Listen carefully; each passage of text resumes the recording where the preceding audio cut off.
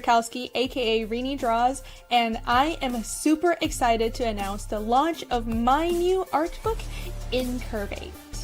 INCURVATE is a 72-page collection of commissions, auction art, fan art, and just doodles that I've made over the past 5 or so years. I've long been fascinated by otherworldly and dark things. I merge my love for fantasy and sci-fi with a little feistiness from my anime influences, and a little bit of Lovecraftian horror. Also, I love drawing beautiful and slightly dangerous women, so this art book will be full of that.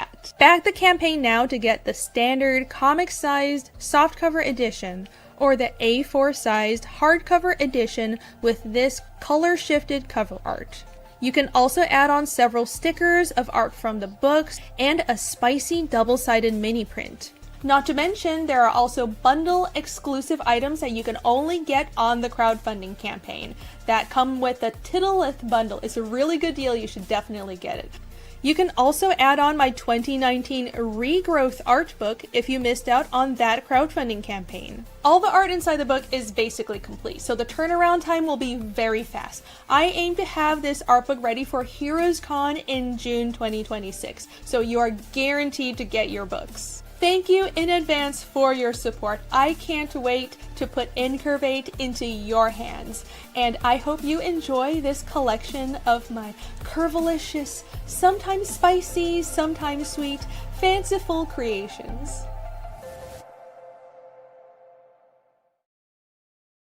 Hi everyone, I'm Irene Strychalski, aka Irene. How dare you!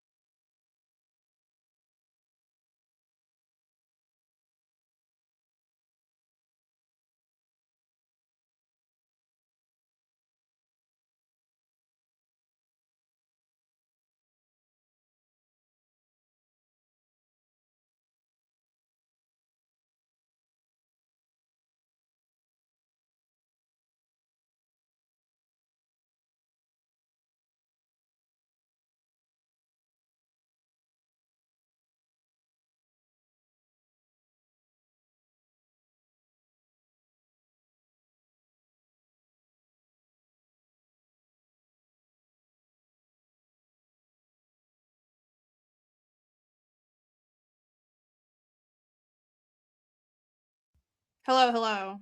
Can you guys hear me now? I don't know what's going on. StreamYard just keeps deciding to lose connection with my mic. So, holy crap. Hopefully everything is okay now. All right. Great. Awesome. Smooth start to this stream. Wonderful. I am a professional. I've only been streaming for like 4 years or something like that. So clearly I know what I'm doing. Anyways, hello everyone. Thank you for being here. Thank you, Bancroft, for the raid. I appreciate it. I was just watching Bancroft stream with Vaughn, and they were, promoting his book and everything and talking about pitching at cons. It was cool. So shout out to them, and thank you for the raid. Much appreciated. I am keeping up with my Friday night streams. Isn't this cool? Aren't you proud of me that I've been streaming pretty much every Friday? Not always at a set time, but I have been streaming, so I will keep this up for as long as I can. This seems like a good idea. I'm actually pulling my weight and promoting my stuff, and sometimes other people's stuff as well. So that's good. It's fun. I'm having fun. So today, let's just go over the plan for today. The plan is I have a couple of eBay auctions set up for artwork that is in my art book, my INCURVATE art book. the stream is titled the end is nigh. No, it's not the apocalypse yet, but that's because my art book INCURVATE ends in a week. So this will be the last Friday show before the art book closes. Therefore, the end is nigh, but everything else will be fine. No meteor yet. The apocalypse is not coming. As far as I can tell, maybe. Who knows? Things are pretty crazy around the world, but let's not get into that. Anyways, so yeah, art book is going to be closing on Thursday. I'm not gonna go into, well, it's Fund My Comics, so it would be like storefront mode. Not doing that. I'm just closing it because I'm going to print, and then your next chance to get the art book, well, it'll be on the Fiendish store, but you know, for pre-orders, but you won't be able to get the bundles, the Tittleth bundle, all the other good stuff until like a future Kickstarter. So if you want your art book in like a month or a month and a half, which is how fast we're going to fulfill this, then back the campaign right now, and the link is pinned in the chat and it's also in the description. So the art book is going to be closing soon, and because of that, I'm about to launch a 1 week auction for the last, I think, three pieces of artwork plus like some little doodles that I have not yet sold. The original art in the art book, all of it is like sold except for like 3 pieces. So I will be launching those on eBay. And guess what? I forgot how, I couldn't figure out how to schedule the auctions. So I just have them saved in my drafts. So we're just going to manually launch the auctions and hope it works. Okay. So this is an adventure. Adventures with Irene. Let's technical difficulties with Irene, the stream. That's what today is. Let's go on this adventure together, shall we? But first, let me say hi to you guys. I'll say hi to the chat. And thank you all for being here. Snarky was here, and also Alex is here. Meteors are racist as shit. Somebody would probably say that, but no, I think they're equal opportunity haters. That's what meteors are. Hi, Snarky. This Tittleth will consume us all. Yes, indeed. Yes, indeed. The almighty Tittleth. Comics Legend is here. Hello. Thank you for the link, Maromi. Yes, that is my eBay page, and that is where the artwork will be launching shortly. TC says TG Irene. I like that. I haven't decided what to call the Friday streams yet. I'm like, I like TGI Irene, or somebody said Fiendish Fridays, which is cool. But I don't always talk about Fiendish. Like if I have an art book or like a convention appearance, I'll be talking about that. So yeah, I like the TGI idea. Or I don't know. Rainy Rumble? Is that nice? Rainy Rumble.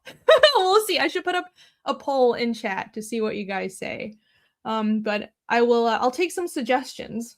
Serious suggestions only. Now that I've said that, that means people are going to be putting many unserious suggestions in the chat. But but yes, I need to come up with a name for this stream because it's going to be a regular thing, and having a name for it will actually motivate me to be more regular about streaming and go live every Friday and actually revive my YouTube channel from death, right? So yeah, I will name the stream eventually sometime. Epignosis, love it. Hello, Boldcast, as we hear you. Good. I'm glad. Yeah, no, what? Literally nothing was wrong with my mic, but StreamYard just kept on cutting it out like, the browser has lost connection with your mic. Okay. All right. Thanks. It's really great. Thank you so much. Oh my gosh. Georgina Floyd is here. Hello. What's up? Lots of swearing. Yeah. When I'm swearing, but that's just my regular state of mind, isn't it? Regular state of mind. John Stonison, this is a miracle. This is a miracle that I am not 30 minutes late. Well, the fact that I have to be here for someone else to raid into my stream helps a lot. Because like if you guys saw me, it would have been hilarious. I was like scrambling to get makeup up, scrambling to get like all my stuff, get like all the art auction pieces ready and everything. I was like, oh no, like I don't know I need to just like anytime I need to be somewhere, I need to mentally tell myself I actually need to get started 30 minutes ahead of when I think I just need to add 30 minutes to all my prep time. Like it's been a lifelong problem. It's just, listen, that's just how it is. That's just how I am. Where's Jake? I don't know. Probably sleeping off the stress of trying to get his campaign launched. That's where Jake probably is, but maybe he'll join, maybe not. He usually joins the Friday streams, right? I know he has some updates about Cardinal. So the Cardinal launch got pushed back indefinitely-ish. He's hoping to launch in a couple of weeks. So that's the plan right now. We shall see. It's just I don't think he wants to set a date because then he set the date like twice already and has missed it. So yeah, a couple of weeks is when you can expect the next Cardinal launch, and hopefully he'll be joining us soon. If not, I'm sure he'll be streaming this weekend. But yeah, I like what we have going on here. We've got the Diaz Bros streaming around like 7, and then they raid into Bancroft, and after Bancroft is me, and we've got the stream rating going on. I like this a lot. I like this setup. I approve. We'll continue this. We'll continue this. Friday night streams have continued. Yes, indeed. Yes, indeed. Auction. Yes. I forgot how to eBay. Yes. I mean, it's been like a year since I launched anything on eBay. I keep telling myself, oh yeah, I'll definitely launch things on eBay. I was just like looking through my portfolio, and I have just artwork lying around to sell, and I'm like, what should I do with it? So I have, in addition to the pieces I'm auctioning today, I have the Panel Breakers print from last Heroes Con, and so I'm going to be about to do another one. So I'll have 2 Panel Breakers original art prints. The one that's like Ragna and Truffles and Jazz and Salome. It's like all of our, hot female characters. So I have that from last year, and pardon me. And I actually have the original art for my Yaira cover, and I was going to auction that when the book came out, but then I was really busy with Fiendish 3, so I forgot. I'm terrible. I'm so terrible at like putting up auctions and selling original art. Now that Red Valkyrie isn't doing their quarterly auctions, it just always slips my mind. I'm like, Irene, you're leaving money on the table, you fucking idiot. So yeah, I don't even know what to do with that now. I think maybe during Heroes I can auction both the Panel Breakers print from last year and the one that I'm going to do this year. Maybe I'll auction those 2 pieces during Heroes Con. That would be fun, right? That would be fun. I'll do that. But yeah, I don't know what to do with the Yara piece, and I have like covers for other people, and I always feel weird without asking them if they want to buy it first or if I can auction it. So I got to ask other people, like, are you willing to let me auction this, or do you want to buy the original art? I think that's fair. I bid 350. Tree fitty. Is that 350,000? That's okay. I'll take that. Okay. All right. Please list auctions 5 minutes apart. Yeah, I will. Well, I'll be manually launching them. So let me go to eBay and I hope they're still in my drafts and not haven't been mysteriously deleted, because who knows? It's my fucking luck. All right, my eBay. Please sign in. Oh, great! It's gonna give me more grief. All right, let's do this. This is very well planned, everybody. But yeah, I'll be listing them a little bit apart. All right. Oh, there you go. Great. It is actually here. I'll go to sell. What could go wrong? Everything. Knowing me, everything can go wrong. What, Deep Fried Irene? What is... I don't know what that's a reference to. I don't know. I don't think I am wise enough for that title, Deep Fridays. Run my mouth and talk about comics and act like a dork. So, sell for free. How do I find my freaking drafts? Bids, offers. Oh my gosh. Selling. I always look Japanese. Coffee, Colton Rock. Why did I read that as coffee? Coffee Rock. I've had too much coffee today, guys. You look more Japanese than Chinese today, Reedy. Yeah, Alex is right. I always look Japanese. No joke. I'm half Taiwanese, right? I grew up in Taiwan. Nobody in Taiwan thinks I'm Taiwanese. Like, it's better now because there are many more foreigners in Taiwan than when I was growing up. But when I was growing up in the 90s, because I'm an old bitch, like, there were virtually no foreigners. So, like, me and my dad stood out like a sore thumb. And, like, to Americans, I look pretty Asian, right? Fairly Asian. But in Taiwan, just like if you see full-blooded Taiwanese people, I just don't look really Taiwanese. And, like, me and my dad would just stick out like a sore thumb, and like everyone would be constantly shocked that we spoke Chinese. And like I just grew up with constant comments like, your Chinese is so good. So all those people who are I know that it happens in America too, like, oh, your English is so good, but it really doesn't happen that much in America because Americans expect other Americans to just look like anything because it's like that's what the country is. But in Taiwan, it was constant, and people would talk about us in Chinese, me and my dad, thinking that we didn't understand them. And then I'm like, hello, yes, I speak Chinese fluently because I'm from here. But anyways, right, my point was, but when I'm in Japan, people thought I was Japanese. Like, I would have Japanese people start speaking Japanese at rapid fire to me, and I'm like, like, I speak like a little baby Japanese, but that's it. And it was just so crazy. But Japanese people do look different. I think especially northern Japanese that have a little Jomon blood, they look different. They can look a little bit mixed. So my point is, yes, I do look kind of Japanese. I'm aware of that. But it's kind of on top of me being a massive weeb and liking anime, and I want to go to Japan and do more conventions there. That's why I'm learning Japanese. But it's also like when I do go to Japan, because I go to Japan a lot, and like it's just more convenient to actually know the language. But like if I looked white as a driven snow and I was in Japan, nobody would try to speak Japanese to me, and I wouldn't be as incentivized to learn the language. But because when I go there, everyone assumes I'm a local, I'm like, okay, I need to start acting like a local, or at least like learning as much as I can. So like I don't have so much explaining to do, and it'll just be an easier trip. So anyways, that makes sense. Fun adventures in being mixed, guys. That's the show for tonight. Anyways, right, I was launching a eBay auction. Renee's always scrambling. Yes, Cam is here. Hello. TC says the Friday schedule is great. Yes, I like it. I like it a lot. It's wonderful. It's wonderful. Jake the fake launcher.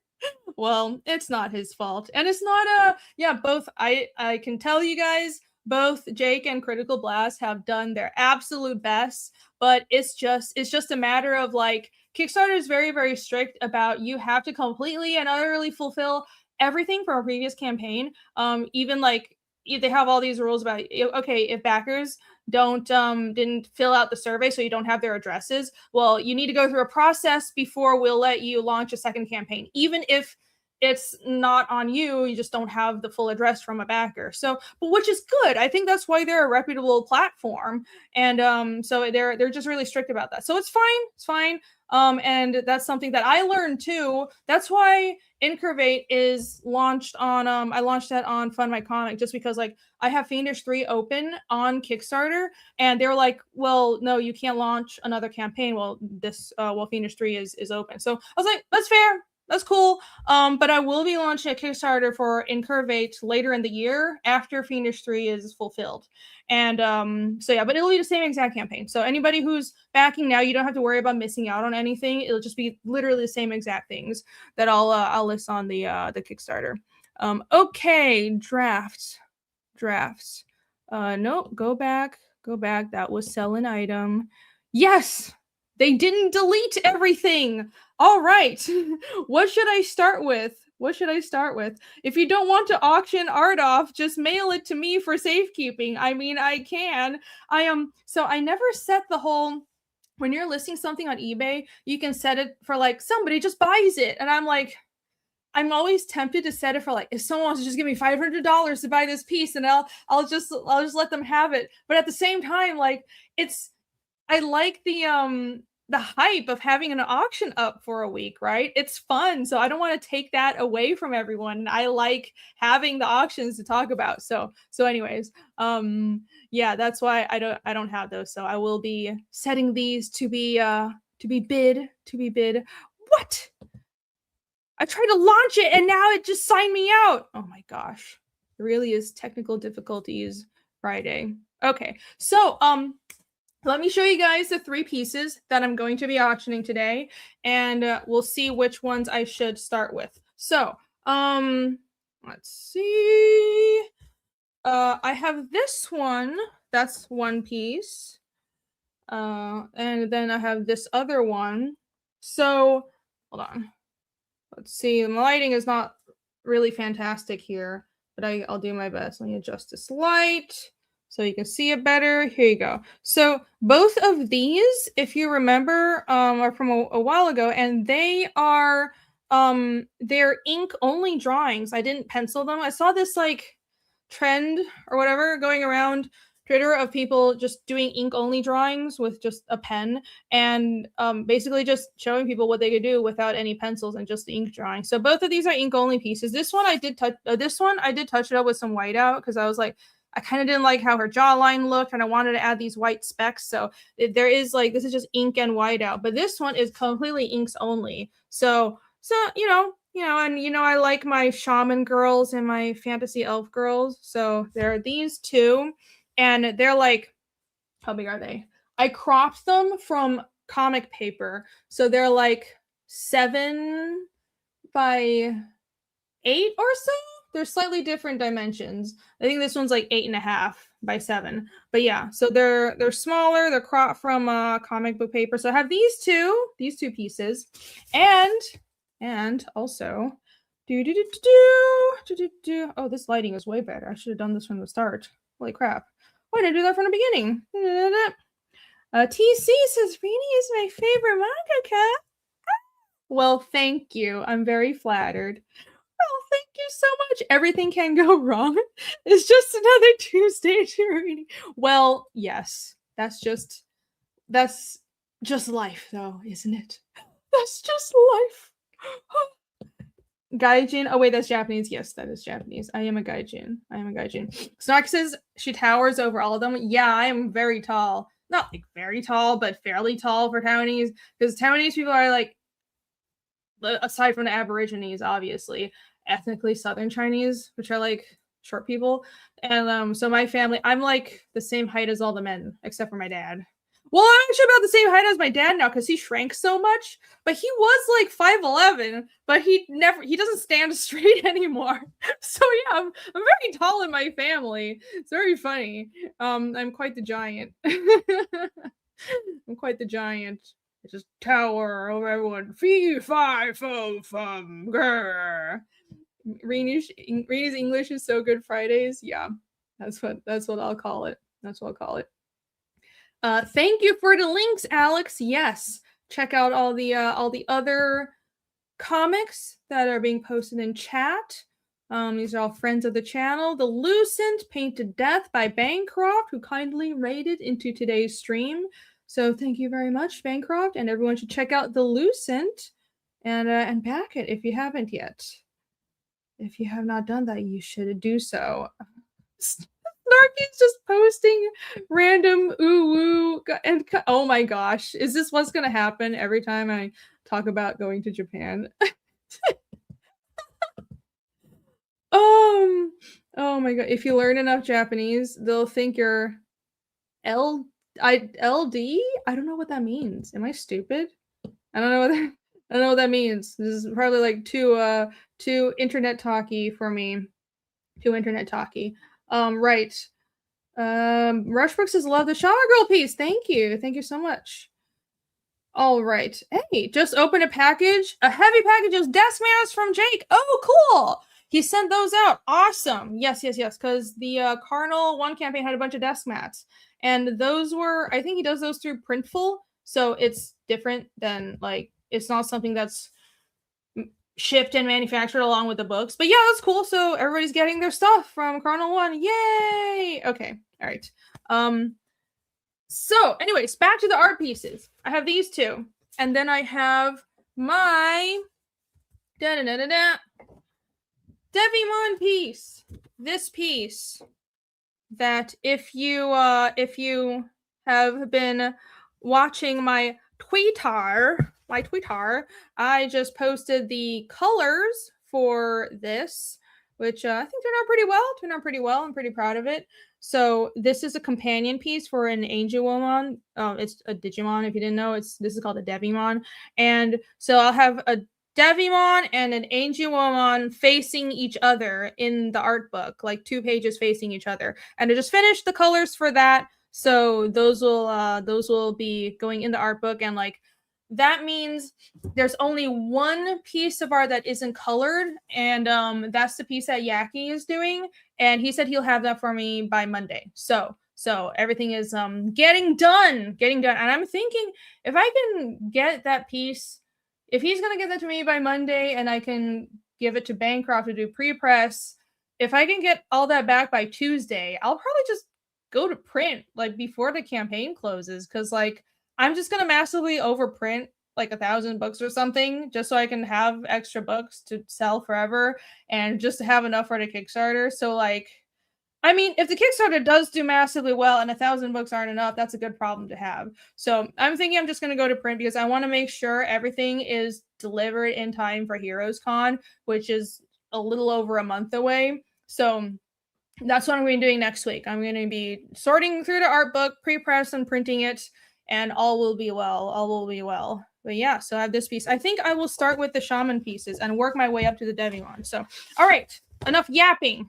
I will launch the auction. Shall I do this? Hold on. Let me pull this table over so I can actually put this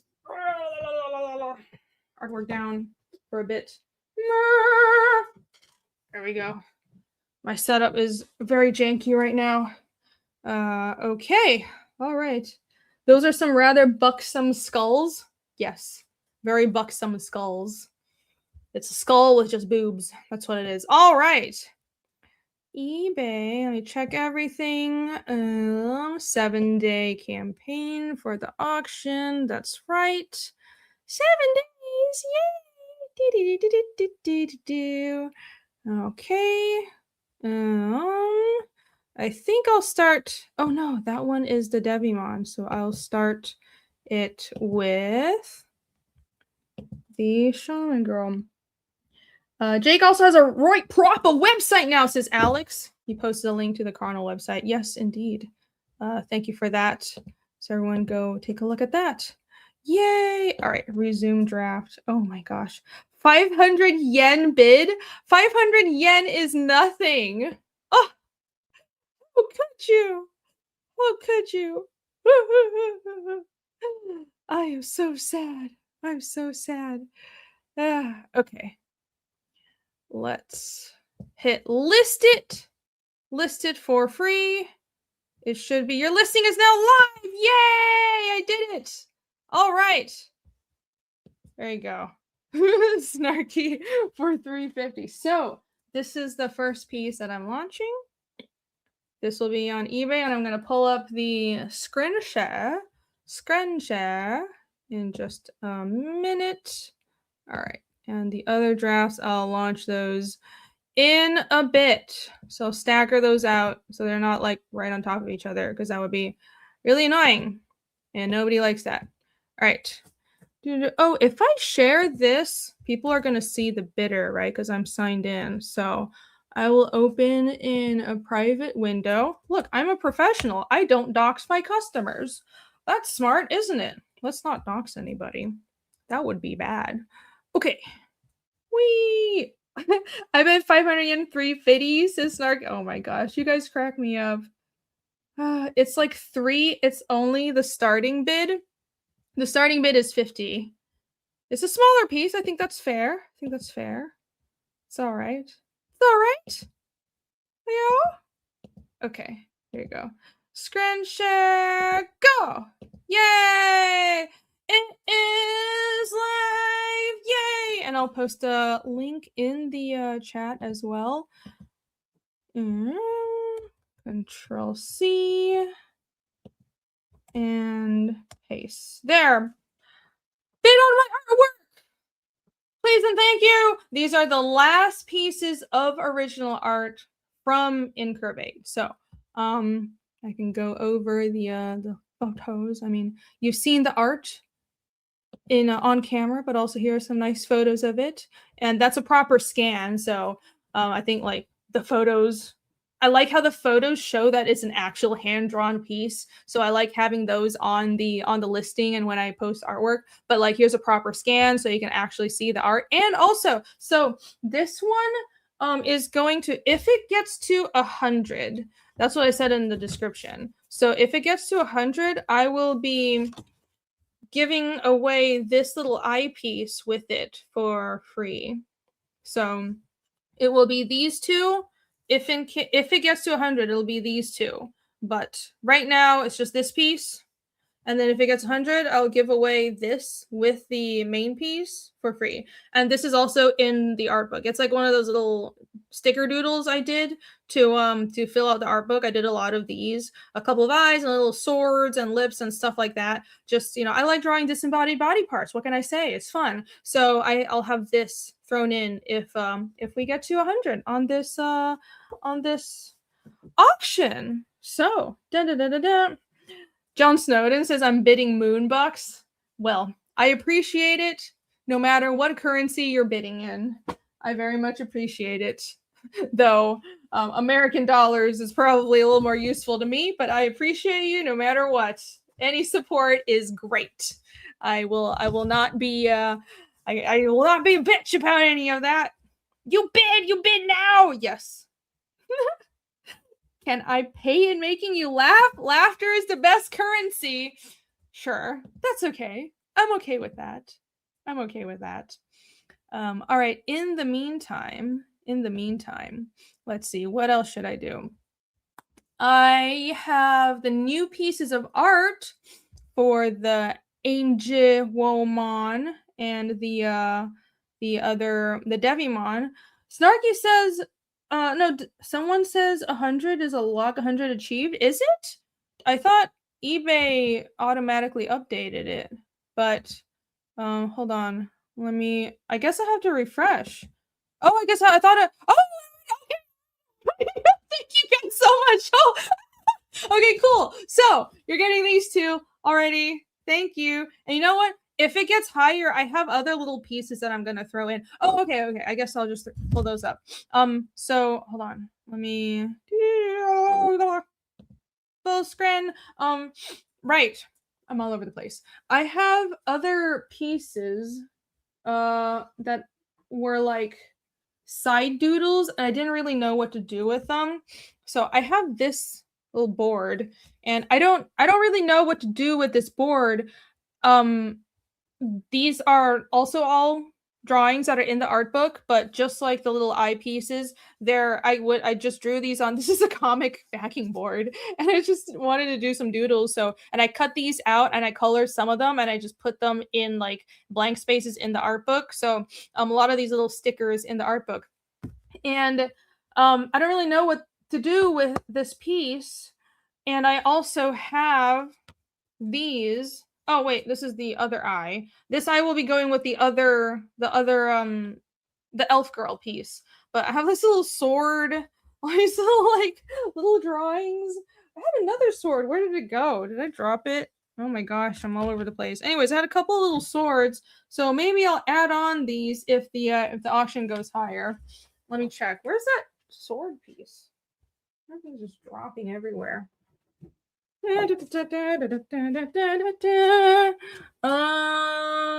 Maybe it's in the drawer. Oh my gosh. Well, I'll find it somewhere. Oh wait, it's right here. I'm an idiot. Anyway, so I have 2 swords. These 2. So I do have these. If the auctions do well, I can add these on, so you get a bunch of cute little extra drawings to go with your eyes and your shaman girls. Her disembodied eyes. Yay! Right. Okay. I'll move this aside for now. So Whittle. Yes, so Whittle. Tentacles. Yeah. No feet people allowed? No. No, we do not indulge in that over here. No feet stuff. Right. Thank you guys. 27 bits already. Thank you so much. You guys are awesome. Oh, thank you. Titty Connoisseur says I bid Z. I don't even know what that number is. A million trillion for the tittle woman, for the titty woman art. Which one is the titty woman? But I don't know which one that is. That phrase needs some clarification. Zim dollars. Okay, Zim dollars. Gotcha. Zim dollars? Is that like Sims money or something? What is Zim dollars? Epic Gnosis is 140. Is that what it's up to now? Oh my gosh. You guys are amazing. You guys are truly amazing. I was not expecting anything. I usually only expect fan. It is 140. Oh my god. Thank you guys. You guys rock. Thank you. I appreciate it. Okay. Oh, man, you guys are awesome. I don't know what I did to deserve all your support. So yeah, 140. The little eye piece is guaranteed to go with the shaman girl. So there you go. The last pieces of original art on INCURVATE, and your last chance to get original art from the book. Everything else is sold. Those have all been sold and auctioned off. So no one else has those. Oh, Zimbabwe. Okay, that makes sense. That makes sense. So these are changes. Is my mic cutting out again? Of course it is. I don't know how to change it. I don't know what to do. Like maybe if I turn off like echo cancellation in StreamYard, then it's going to just pick up like all kinds of house noises in the background. So I don't want to do that either. Microphone is protecting you. Yes. My microphone is protecting all of your ears. I didn't know it's only a dog in here. Yeah. That's true. Listen, I have an excitable personality. I'm just an excitable person. All right. Okay. Shall I while we're letting this auction run on the side and anticipating the launch of the other two pieces, shall I pull up the artwork that I finished coloring this week? Let's do that, shall we? I will do that. Okay, let's see. I need to go to my Google Drive and download that piece because I don't have it ready. I was too busy prepping for the auction. So I need to actually download these colors. Okay, got that one.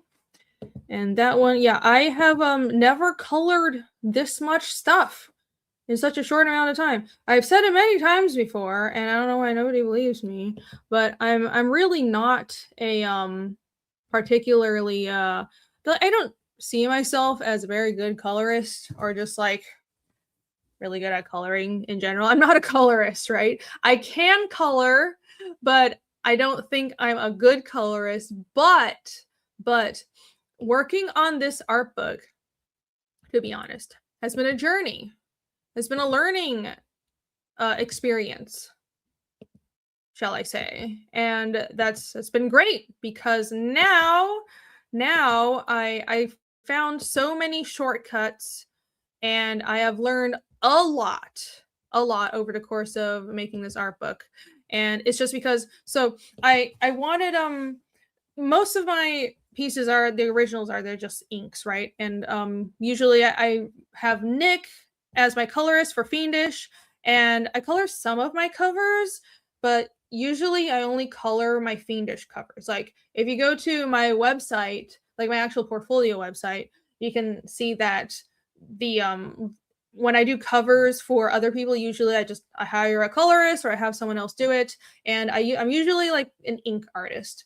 But for Fiendish covers, I think that first of all, I have as much time as I want because it's my comic and it's the cover, it's not the interiors. So it's like, it's less work. I can take my time on it. So I do color my Fiendish covers, and I also usually can see the color scheme more. But when it's not a Fiendish cover and it's not my own project, I'm so bad at picking a nice color palette. I take forever. But coloring INCURVATE, because I wanted so many pieces in the art book to be colored, I just decided to do a lot of it myself, and I learned a bunch of shortcuts, and I think I've improved as a colorist, if I may say so myself. I think I've gotten much better at it.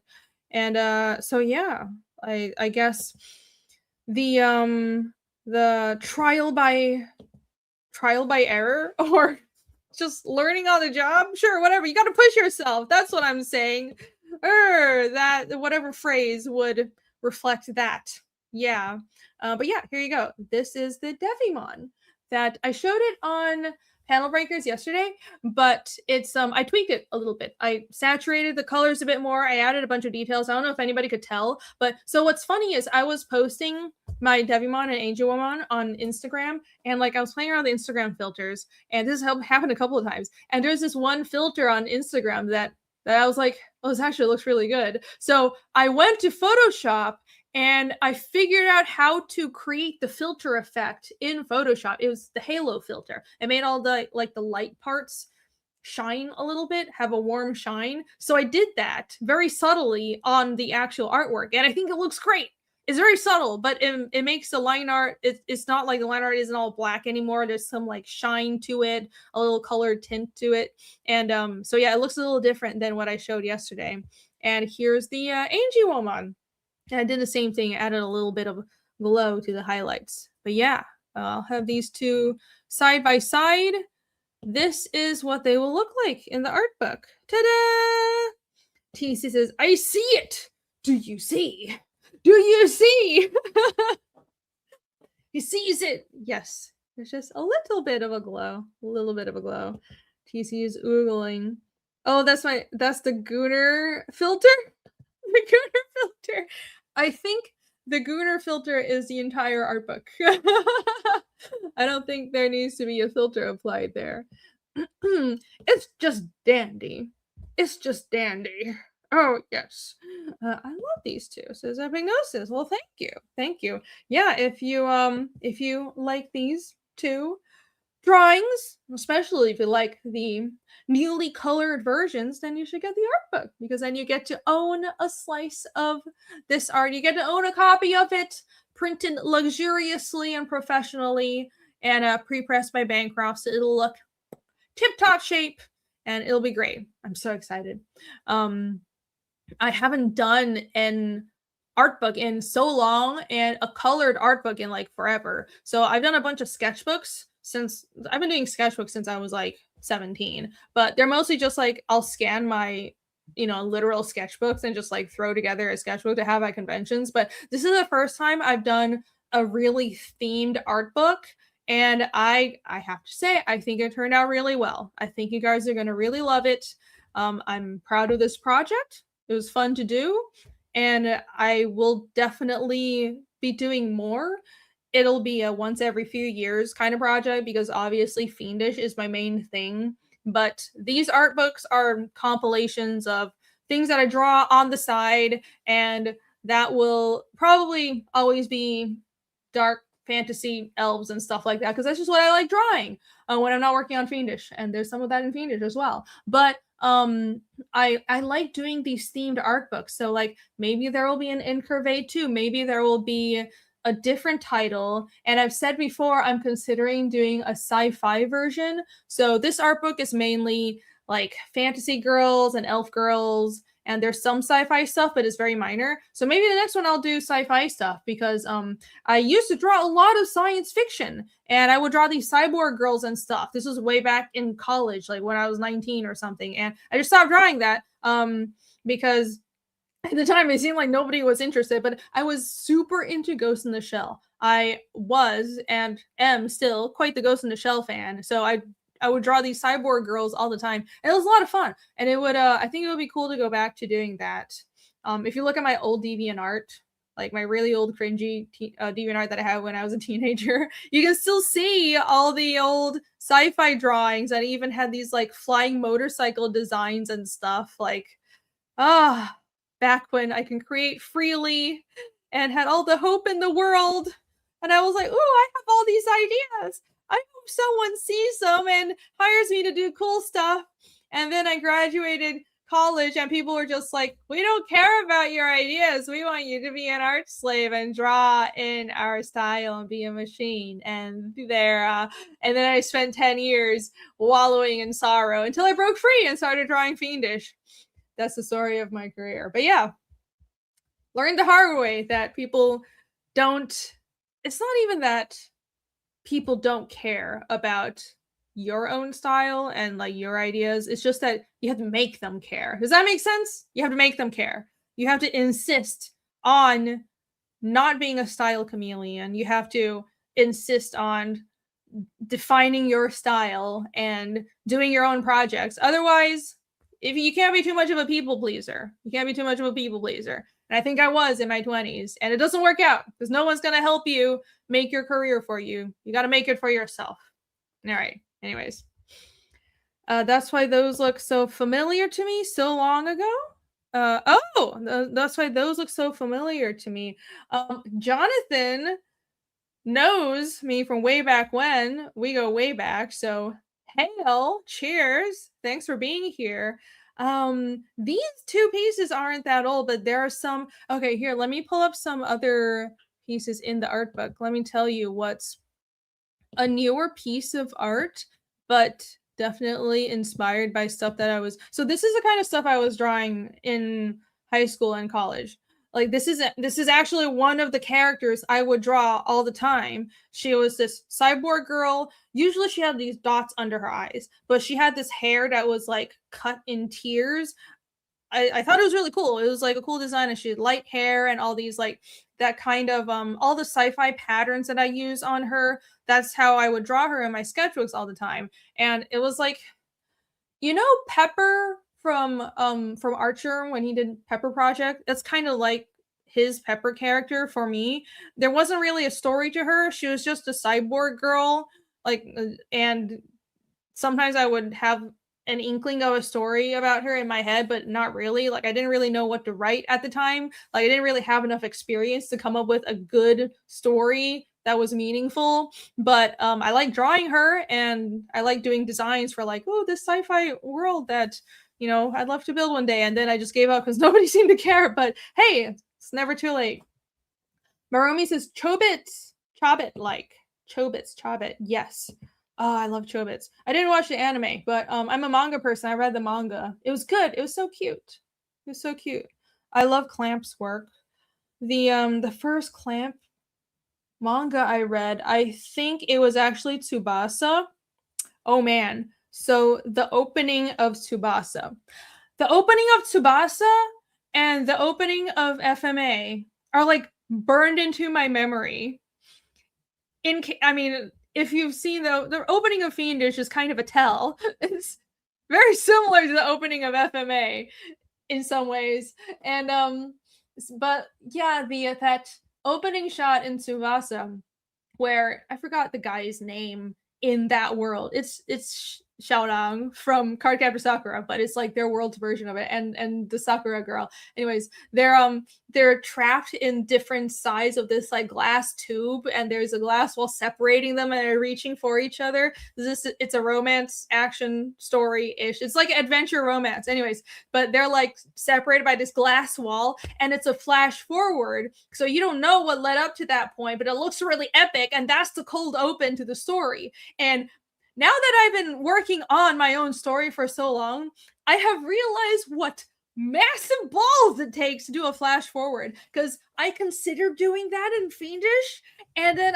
after I straight up have thumbnailed entire short stories that were like flash forward stories, because I'm like, ooh, what if I gave people a sneak peek of what would happen in the future? And I'm like, no, this is so risky, because things change as I write the story and characters evolve. And like now I have to worry about matching everything to this plot, this point in time. Like it's one thing to have a general roadmap of where the story is going in your head. But it's another thing to have a whole illustrated sequence or side story that you have to match down to the T, like clothing and like everything that the characters say. It has to be planned, and like even if the characters get a scar, and you can't give them any more scars or any clothing items that didn't lead up to that point in the story. And like it was just too much. I didn't want to constrain myself that way. But anyways, yeah, those two openings are burned into my mind, and I don't know, maybe there will be something like the Tsubasa opening in Fiendish. Who knows? I like the dimension skipping concept. That was also very influential. Yeah, that was fun. That was a fun thing. Flash forward, very risky. Yes, it is. Yes, it is. Never try to reverse the flow. Yeah, Clamp Gang.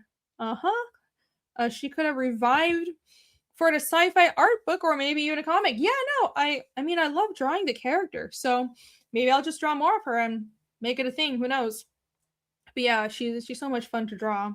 What was the name? I kept on changing her name. She had a Chinese name. But what was the English name I gave her? I kept changing the dang name.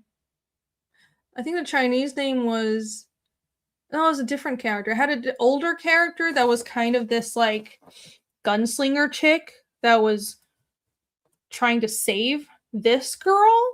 And I remember her name so long ago. She had, like, short white hair. So it was, like, a woman, a human woman gunslinger, and she was on a mission to rescue this cyborg girl. That was this vague concept that I had. And I remember the gunslinger woman's name, I called her Yingqi, but that's a Chinese name. But yeah, I forgot what this other girl's name is called, but I'll come up with something. Bancroft says, I'm working on processing these images as Rainy speaks. Yeah. Oh, Bancroft, I will get you the Devimon and Angelmon, but the reason for the delay is because I edited the colors. So I updated. Yeah, I was going to upload these, but then I realized I can improve on the colors. So I've been fiddling with the colors all day and adding glows and all kinds of stuff. Oh, with the Angelmon piece, if you guys can't tell, I added a color hold to the background inks, that background thing. So that was built into the original art inks, but I added that. So I spent like an hour and a half just like masking out the background, but I think it looks cool. So yeah, that was a suggestion from yesterday's stream. So yeah, I'm a bit of a perfectionist. I need to make sure everything looks nice. It has to be in tip-top shape. This art book is going to be good. It's going to be amazing. It's going to be amazing. Yeah. Thank you, Bancroft. So I'll upload these to the folder and the Lara Croft piece tonight. Yingqi. It's more like CHI. It's a nice name. It Ying means shining, and Qi is like the same character in Kidding. So like the magical, the unicorns, like Chinese unicorns, that's the same character. I love the name. It was so pretty. Just one of those like fantasy names you come up with for characters when you're a teenager. But like, sometimes I look back on the stuff I was drawing and creating as a teenager, and it's like, wow, I had no concept of story structure or human life, and I was a terrible writer. But like, what you're really good at as a teenager is just coming up with cool shit, because you're not constrained by trying to make sense or pleasing anybody. And like, I'm trying to tap back into that mindset. I'm like, if I can merge that level of don't give a fuck with my old woman understanding of people, then if I can merge that that optimism with my present cynicism and find a happy in between, I think I will become super powered. I will be able to create really cool stuff. So yeah, you need to tap into the energy of youth again. But yeah, that's every time I look at my old sketchbooks, it's like, wow, there's no structure to anything, but the ideas are really cool. I don't know if anyone else notices that, but that's what I always think when I look at really old stuff that I've done. Good name. Yes, it is. I love that name. It's a good name. I just read Clamp is all female group. Very sexist, but they do good work. Well, that's just their collaboration. There's a few all female groups in anime and manga. It's so Clamp is 4 women and Great Hero is 2 women. I think one colors and one does layouts and inks. I'm not sure. Or it's kind of the art duties are more spread out. But yeah, Great Hero is awesome. I actually met them in Tokyo at Tokyo Comic Con one of the times I went. They're very nice. They're very nice, but they're very private people, which I respect. But yeah, they're super nice. They sent a ton of people to my table because I was there not speaking Japanese, not knowing what the fuck I was doing, and I was just like, oh, I'm here with my comics and some Marvel stuff, and like I kept on getting people coming over speaking Japanese, and as soon I gathered eventually that it was all because Great Hero was sending them to my table, so I appreciate it. They're very nice people. I support their work. Everyone should go check out the stuff they did. My favorite thing by them is actually the Avatar comics. I really like the Avatar comics. I know some people are like, oh, it doesn't match up with. I thought it matched up with the TV show pretty well. Is pretty good, and I liked where the story went overall. A couple of things were weird, but in general, it was pretty good. It was pretty good. Written by Jinlin Yang and drawn by Guri Hiro. I will become Optimism Prime. Yes, I will. Yes, I will indeed. Oh my gosh, guys. Holy shit. Holy shit. I believe we might have a guest. Shall I bring on a guest? Should I bring on a guest? Guess who it is, guys. Take a wild guess. Da-da-da-da, drum roll. Alex Fury said you have to take the creatively unchained creativity you had in your youth. Yes, creatively unchained. The optimism and energy of youth and forge and temper it with a mature adult worldview. Yes, that is well put. That is well put indeed. That's true though. You have to make sure, I think, to be a successful artist, you have to just make sure part of you never grows up. Because like I was just thinking, to the rest of my family, I'm probably an insane person. Because like no one else in my family is like me. Everyone else is like very serious, responsible, company job, whatever. And like, so I don't know how the fuck I turned out the way I did.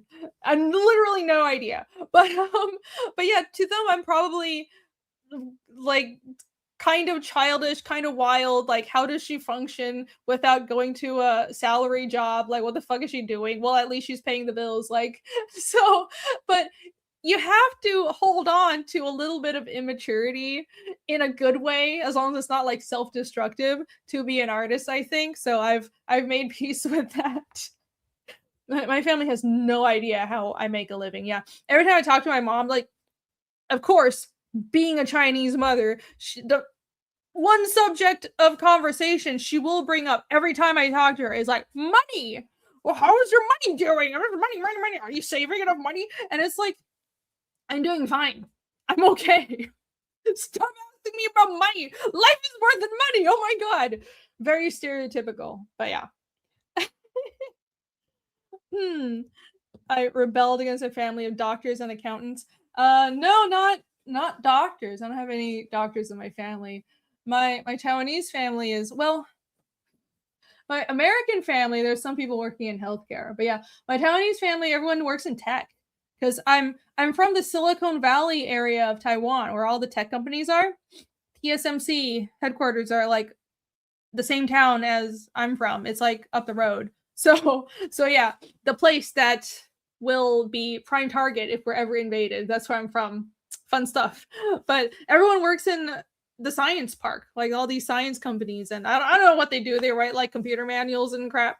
But it's like I have cousins. Their major is like communications. I'm like, what's that? But they don't know what I do either, so it's okay. I don't know what you study for communications in university. I don't know what you do for your day job, but you make good money, so cool. Good for you. Good for you, sis. Money. Yeah, it's wow, it would be really great if every time I talk to my family, it wasn't about like, well, what are you doing wrong with your life now? I understand that is their way of showing care, but it's also stressful. It's like, can we talk about something happy? Anyway. Anyway, shall we bring in our guest? Shall we? Let's go. All right. I'm sure everyone has guessed who it's going to be. I'm sure everyone knows by now. What intro should I play? Let me do this one.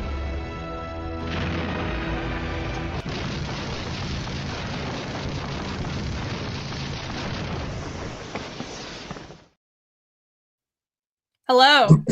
I see how it is. I see how things are now. Finally How are things? she finally figures out how to color things, and then it's just me left in the back room forever now. That's it. I'm done. I have guess no so. use anymore. I I have guess no so. use You anymore. shouldn't have given me coloring tips. Now I don't need you anymore. That's it. That's it. What? I'm done, guys. I'm through. I'm not useful. No, he's unemployed now. Whatever shall he do? No, I was, you know, on these Fridays, I like to turn up a little bit late. I like to let you squirm for a while. Oh, I wasn't squirming. I'm good. No. I'm good. Listen, it's just me and chat. We're having a good vibe. We were vibing, you know? But, you know, Yes. since you're here, I guess we'll let you on. I guess that's okay. Look, these colors have got even better. Look at you actually did that color hold on the angel boot model. Yeah, I did that color hold because I was like, okay, I'm gonna not be lazy because you're right. It actually would look really good if I color holded the background. So I did that. It was very frustrating. I hate having to just like meticulously cut things out of inks to do color holds. I hate that part. Annoying. I hate platting. I hate just like color holding things in inks. It's such a pain, but it always looks really good, but it's fucking painful to do. It's horrible. Well, yeah, it's like, you know, but you're essentially drawing the outline all over again. You're just re-inking the outline, so. Yeah, it's like just pure technical work, and it's just kind of insufferable. But well, you gotta do it, and it was worth it. And I don't know if you can tell. Pardon me. I was telling the chat. I added this glow. Yeah, what are you on about? What are you even talking about with this glow? Well, it's hard to tell unless I click back and forth between an earlier version and this version, but I don't have an earlier version. But I mean, if you look at the ones I post on Twitter, those are actually without the glow. It's very subtle, but I was fiddling. Oh, you can see it on like the white highlights on the wings. You see this kind of warm. But how did you do it? You just took the highlight layer and blurred it? What? No, I made a copy of the entire image. I merged it, turned to black and white. Then I turned up the curves, like super high contrast. So it was just almost entirely black and white. Not totally thresholded, but almost entirely black and white, just so I could select the lightest highlights on the image. And then I created a new layer and, you know, filled it in just like you would do with inks, but I was doing it for just the brightest highlights. Then I added color overlay, rasterized it, Gaussian blurred it, and set it to lighten over the whole image. So basically you pull everything that is a bright color, but not just the highlights layer, everything that's a bright color, and you make it have a warm glow over the top of everything. Did that mean did you push back the hair to do that? Because the hair is so white. The hair base color is a medium purple, but there's a highlight layer and then there's a glow layer on top of it. Okay. Well, yeah, it looks great.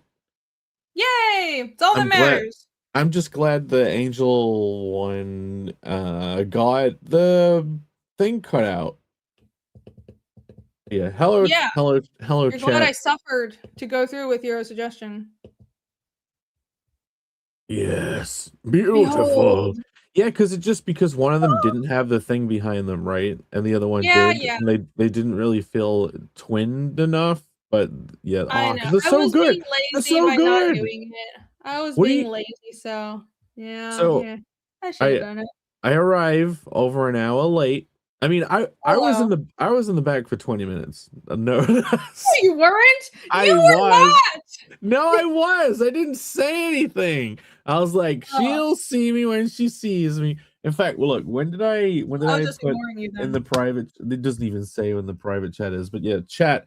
I was chomping at the bit to say hello to you all. Oh, they Well, are now you're twins, all here and you right. can say hello. They each have a set of their own twins. Yes, they do. Nobody believes you said no. It's another week where I wake up. I see the streams going well. I see the auctions going well. Yeah, I only have one piece launched, but I should do the other one. Should I do the other one? I might as well. Yeah, go for it. I was just sitting there putting lipstick on. My lips were dry. My lips are dry. I'm not just doing my makeup. My lips are chapped. Jake Evil and beaver for the 20 minutes. Yes. Ah, base. base. Base. All right, let's launch the auction. Someone said I would do a good Catwoman. Oh, Pfeiffer's Catwoman, because I do have a Catwoman piece in the art book, but it's not the Michelle Pfeiffer. Pfeiffer That Catwoman from that movie. from that movie. Yeah, people. From the The movie. Shaman Girl is at $200 already. Oh my god! I'm shocked. Thank you guys. Holy shit! I'm trying to yeah, I was I'm trying to theory craft all the time. I'm like, is it because someone can put that on their wall and not be like, have to explain the boobs on their wall? They can put that in a frame. Maybe.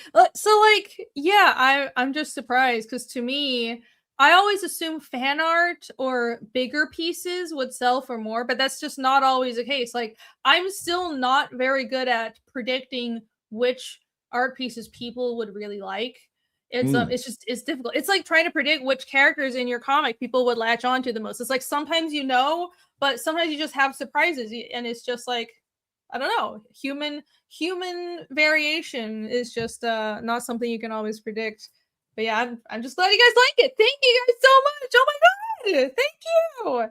I am shocked, but glad and grateful. And now I'll launch the other piece. Let's go. I have the elf girl. Let me go back to my non-private window. And where is it? Okay, so this next one I'll be launching is Odessa. This one. The accompanying one to it. These are like both essentially twinsies in a way. These are instead of it's the non-boobs out twinsies. Yeah, these are the couple the rare couple of safe for work pieces in INCURVATE. Yes. Are they on the Shockingly. same spread as each other in the book actually? No, they're not. So Okay. this one is her own page, but the other one actually is just part of a page with other pieces. It's just how I think it just looked better that once you see the art book, you'll see what I mean. I think it worked out better this way because this one I fully colored, and that's why she has her own page. Like I think she fit a full page better than the other piece. Really, like if I had fully colored her, she could have had her own page. But then I kind of just did this brown and white rendering on her, and she looked really nice next to some other smaller drawings. So that's where she is. You had a message earlier that I starred. It says, "Wow, Rainy, you're killing it with the art book from Apex Comics." Thank you so much. I appreciate it. And yeah, and the auctions are going well as well. So thank you. And now I'll list the other piece. Let's go. Hitting the button. The button is live now. List it. Yay, your listing is now live. Cool. All right. Hey, by the way, I know you're doing the auction thing. Did you pull up INCURVATE at the beginning of this? And there's like a number of backers that is refreshable. You didn't? I'm terrible. I'm running my mouth. I need to pull up my campaign. Because exciting things are happening on the INCURVATE campaign. That's all I'm saying. That's all I'm going to say for now. Hold on. I have the campaign shared from yesterday, so I can share it right now. Okay, All right, okay. let's do this. Wait, we yeah. I want to see what it was on when you. Okay, okay. You don't. I know I You don't have at have to least one more refresh. backer already. You don't have to refresh right now, but I know you're Okay. focusing on the auctions. Yes, I'm focusing on the auction. So now that this has been pulled up, we'll circle back to the INCURVATE campaign, and we'll go to the auctions and talk about that. But in the meantime, you should back this art book. Grab a tit, get the Tittleth tier, back it right now. Then we'll circle back around and then definitely celebrate, right? Yeah. Maybe wait. Snarky says if Jake has been here, why hasn't he busted Okay, no one say anything. No one say anything because I can prove that I do know what happened. Did you start the stream and you were muted? Yeah, but you could have guessed that even if you weren't watching. No, not that confidently. Come on. You could have guessed that. You could have, because that's just me. That happens all the fucking time. I was still in bed when that happened. So okay. Well, thank you for climbing out of bed and joining. I was not in the back room when that happened. Well, at least he's honest. Yeah, the Tittleth is in orbit back now. Yeah. That planet is just gonna squirt milk in another planet when it rotates around to face it.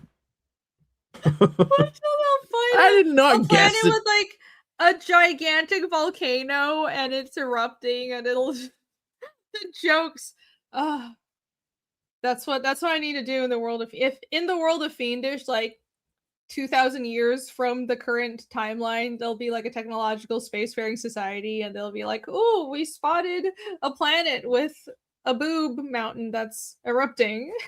I am immature. Right. Is that auction live? Yes. I will pull it up. Because I'm on your Irene Drawers thing now and I can't see it. It is live. But I'm gonna open it in a private window because then people can see the bids if I open it on my own. And I'm going to not dox my backers. You gotta not dox. Yes. I need to be an actual professional. Every single time Pat does an auction on Panel Breakers, he always does not understand an incognito window exists. Like, no, I'm super paranoid about that stuff. Like, I always use incognito windows unless I can't. Like, you can't share things from X if you're not signed in, which is very annoying. But otherwise, I try to just go incognito. Yeah, look, Marumi's saying it doesn't load. I can't see it. This is what I'm saying. I don't know. On your user page, it's not there. You got to put the direct link in the chat. Okay. I will paste it now. Bid. Braid elf art. Here! Exclamation mark. Okay. I have posted it in the chat. Here we go.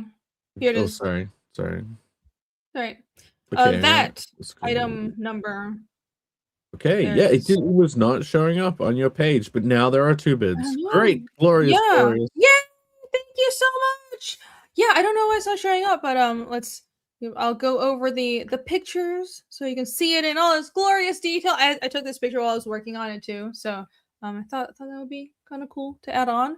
It is an original art piece drawn by hand, physically drawn, and also, so just like the shaman girl, this elf girl piece is going to come with this eye piece. So do they both come with an eye then? Yeah, they both do. Okay, hold on. Let me full screen. Twinsies. Twinsies. So this piece comes with this little eye. Here you go. Well, thank you, Epic Gnosis. I appreciate it. Oh, Epic Gnosis. Here you go. And thank you for the links, Alex, and everyone else posting links. I appreciate it. I don't know why it's not showing up. Maybe I posted them like too close together, but I spaced it out by like 30 minutes. It shows up now. Oh, okay. They're just taking a minute. Okay. Yeah. So yeah, this comes with this eye. This little free bonus piece. If it reaches $100, I put that stipulation in the in the far off fantasy future of it getting to $100. I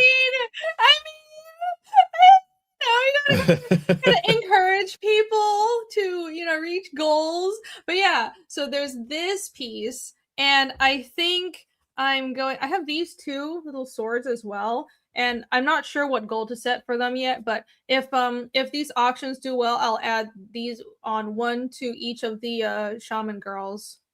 So what did you set for the first eye? 100? So I set it at 100. But like the other shot is already at 200, so I can't set it. Oh, there you go. I didn't know. I don't know. I'm really bad at predicting what my own art will sell at. So like, you guys have given me too much money, but actually that's not a concept. Please give me more. You'll get your money's worth. But like, I was gonna set it for 200, but then it's already at 200, so I don't know what to do now. wait! You should pull up the auction that you just launched. Oh, okay. Hold on. Because when people were saying 200 already, I thought they were talking about the last one. Yeah, the last one. I think you should refresh this. I think you should refresh this one. Oh my God! Okay, well, all right. I'm gonna have to set this goal even higher now. Wow, thank you guys. Oh shit! What do I do? Should I set it for 300? If you want, you could set it for 300 for both of them. That you get the sword. Okay. That would work. Okay, I'll do it for 300. So hold on, let me go back to my big mug. So this one, if it gets to 300, you'll get these two, and I'm gonna get these swords mixed up. I just know it. I just know it. You could write in a little pencil on the back, I guess. Yeah, but this is easy to remember because she has 2 braids and these are 2 swords. So that's how I'm gonna remember. This little sword piece will come with this if we can get to 300. So you get 3 pieces of artwork, original art, all signed for 300 if this main piece gets to 300 on the eBay. And the other one is this here, shaman girl, this one. And she already comes with this eye, which I quite like. It's very pretty, isn't it? That's not where tears usually come from on an eye, but that's okay. It's aesthetic. It's for aesthetic reasons. It's not usually where people cry from on oh my god! Oh my god!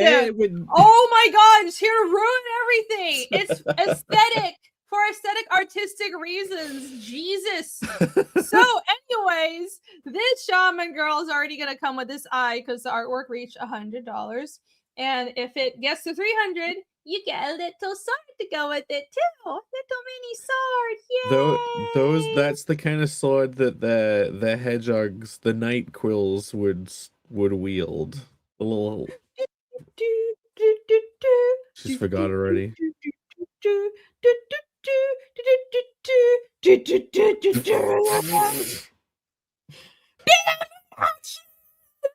It's right. The psychotic by my art song. Right. Holy shit! It's at 200 already. I don't know what to do. Thank you guys. Yeah, I haven't launched a Digimon piece yet. I was saving that. Yeah, when is that? Is that gonna happen like a different day, or is it in this? No, I was just gonna launch it. I was just gonna launch it later. It's like a big piece, and it's actually fan art. So like, we've got to let Grieven know. We got to let Grieven know that it exists, so he can maybe get the set. So, because that first piece was a con commission. Yes. The Angel Woman was a con commission by Griever, and it was I knew I was gonna put it in the art book, so I stayed up. I was up till 5 a.m. drawing that piece because I was so determined to make it really good.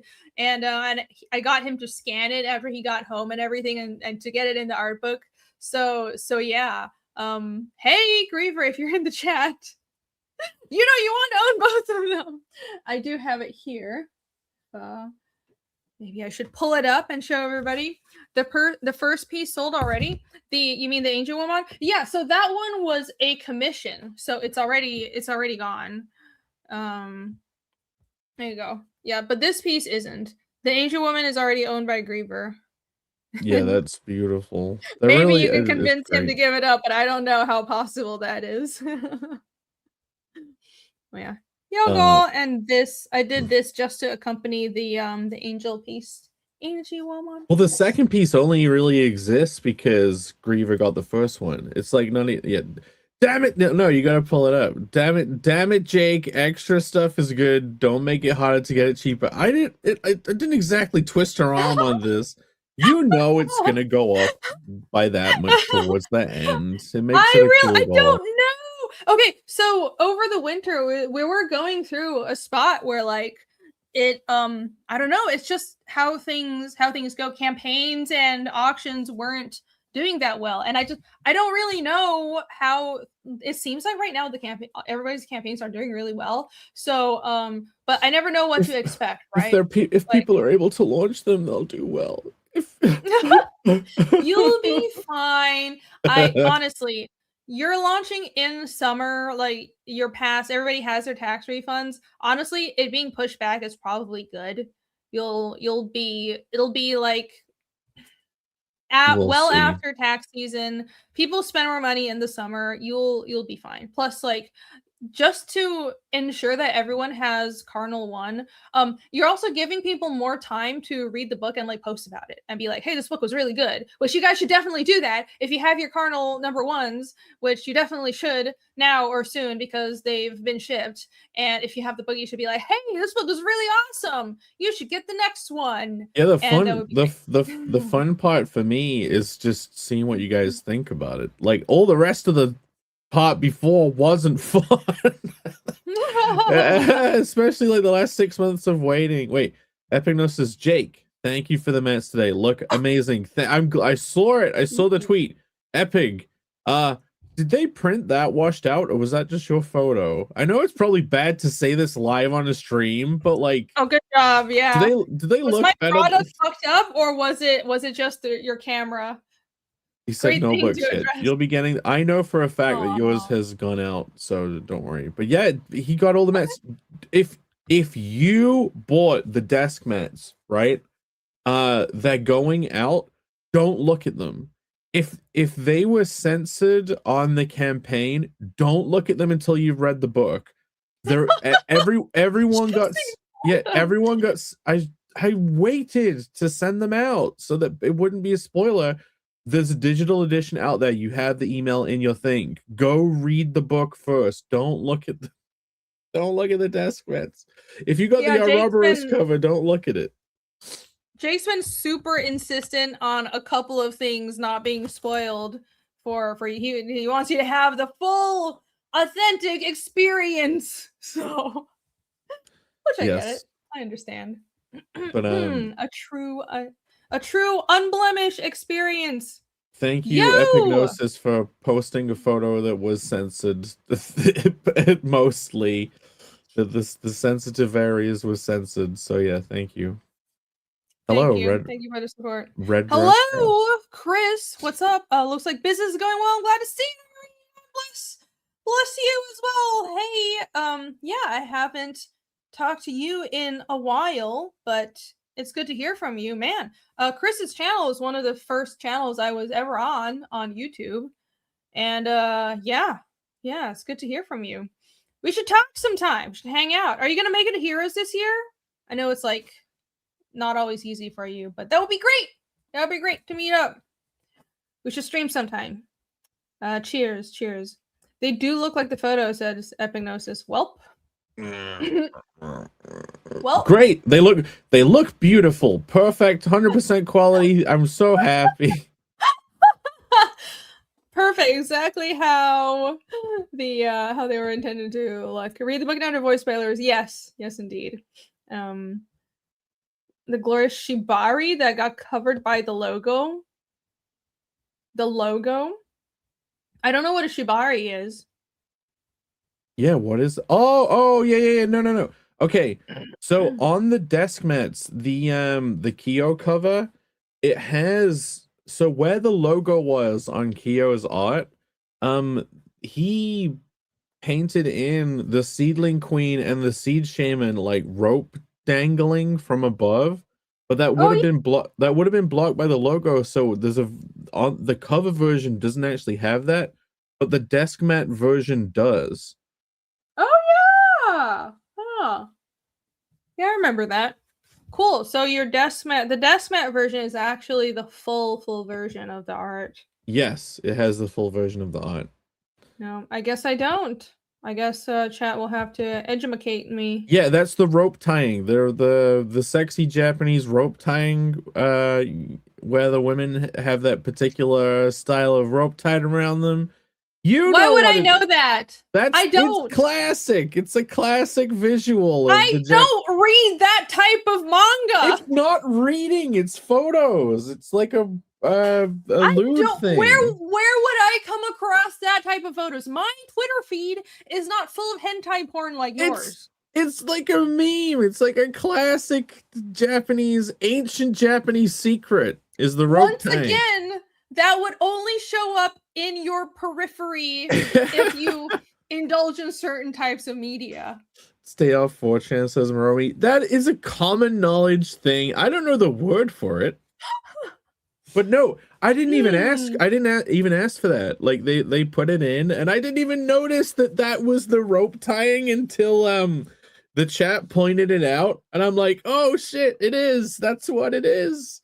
Wow, Kyo being extra edgy. I'm Japanese. I should know. I'm not Japanese. People just think I am, but apparently I'm not. You're Japanese. Yeah. Apparently, yeah. Apparently, I need to adapt to my new identity. Sounds like more hentai virus. Yeah. Yes, more hentai virus. That's been going around, guys. I better watch out. It's taken over. Right. Okay, I'll let the auctions, this one's marinate for a little bit, and then we'll be launching the Devimon shortly. But I'm gonna pivot to a Fiendish update because I mentioned it yesterday on Panel Breakers. But I should also talk about it on my own Ding Dang channel. So let me pull up the original art. So it's an original art update, and it's good news. The good news is now that we've got a few people watching, doubtless some of you which have backed original art for Fiendish. Let me screen share. You will... I will not be sending out the emails for the original art selection this month. After all, I will be keeping the original art up until the rest of the campaign closes. So anyways, right. So I put these together a couple weeks ago. I showed everybody. These are the selections I have picked out so far for the tier pages. So on Fiendish 3, on the Indiegogo, which is the only place you can get original art. So if you want a page of original art, go to the Indiegogo. It's not on Kickstarter, only on Indiegogo. I have 4 different price tiers for the original art, and it's first come, first serve. So what'll happen when you back the original art is when the books are fulfilling, you'll get an email with these pages, but like you'll get the email in order of who backed that tier first. So like you get to pick first, and once that person picks, I take that page off of the image, and then the next person gets the email, if that makes sense. I was going to do it later this month, but I've decided not to because some concerns were raised, and I was also worried about the same point. So I'm glad the concerns were raised that people who backed original art should be able to read the book, or at least a section of the book that they're buying, the original art from, to make their selections. So anyways, what's going to happen is I am going to keep all the art up until the books are printing or ready to ship, at least until the books are done. And I will send you a PDF of the entire book so you can read the whole book, like regardless of if you have the physical book. the book will be done, you'll get a PDF, and then I'll ask you to make your selection. So you'll be able to read the entire book and be informed on which page you're picking. So I think that's fair. That should be more satisfactory for all of the backers, and that means there's a last section of the book that's not quite done yet. I was originally just not going to sell any pages from that last section, because it's only like the last 1/3 of the book that's not done or so. But since I'll be shipping these when the book is finished, I'll pick out a couple of pages from there. So you'll have more of a selection of pages, and I think that's good. And you'll get to read the book regardless before you actually have to make your selection. So there you go. Cheers. Da-da-da. Yay, Fiendish update. Yes. No. No. What? I used the money for Jake's delayed campaign to back Rainy instead. Well, it's all going to a good place then, huh? Oh, no. Oh, well, thank you, Snarky. I appreciate it very much. Those dollars Jake's going to a campaign- happy home. To a happy home. I'm sure Jake's campaign will be up for quite a while, so you'll have more time to amass the funds and back. You'll want to. If you read Cardinal 1, you'll definitely want to back side quests, because it's a lot of fun. It's a lot of fun. It's very it's cool because side quests, I have read it. It's a self-contained story. It's not even continuing from Cardinal 1, and it's kind of ambiguous where in the timeline the story takes place. It's like just it's a side quest of Cardinal and these like battle maidens, and it's fun. It's loads of fun. You guys should read it. There's a bunch of like funny, it's like his sexy version of Pokemon and shit. It's nuts. Plus it's a thing you can enjoy just on the face of it. But at the same time, if you know the plans that I have for the series, you get excited, because it goes with everything for Connell. It's supposed to be enjoyable in the moment on the face of it, just it is what it is. But then later there will always be like massive recontextualizations that take place that make you go, oh, so I love that. Yeah, I do like that a lot. That when things are when something is revealed in a story and you retroactively see what happened in a new light, that's the best. That's good writing. That's it. It rewards you. So like okay, the game TF2, they used to do updates all the time for the game, right? And they had comics and stuff. Like they actually had a really exciting experience for quite a few years, as they were like putting out bits of the story, and the world of the game would kind of like develop through their updates, and it was kind of like you had to be there at the time kind of thing. Do you know what I mean? Right. And so I do think if you're making something like this, there is like working into your comics an idea of, oh, you had to be there at the time, it was so good at the time, because of how you deal out information over, because you've got to tailor the experience to this release schedule where we're doing like a book a year, or at least you can. So I'm even trying to take that into context. So yeah, it's good to, I mean, I think you hit the ground running with your project. I feel like with Fiendish, I tried to plan the best I could, but I didn't have I kind of worked out how I wanted to run the project overall as I went. So it's stuff like planning out how many variants to have each issue, and so I had the idea of doing 0.5 chapters from the start, but I wasn't super sure about it.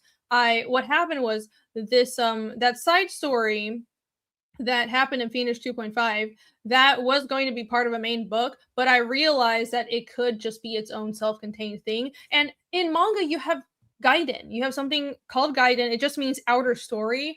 And sometimes you would just get a chapter that's a Gaiden. So it's a thing from manga.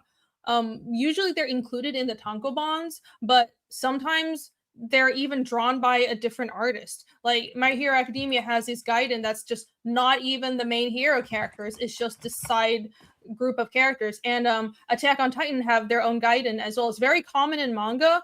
So I want to do like my own version of it, but it's the same characters, just side quests and backstories. So yeah, it's having that to kind of help with the release schedule while we're working on our main books. I think that's really cool. It's cool to see other people doing it as well. It yeah, it's great. More material for the readers is always better. Yeah, More! you are doing the same thing with your 0.5s, because you're essentially, they're not disconnect, like it's important to read them in the order that they're going to be doled out. Like They are, yeah. Important information and context and backstory kind of gets put in those that make the main series experience better. Like it's all carefully I don't know what scheduled, like what is the word, like composed, like yeah. Yeah.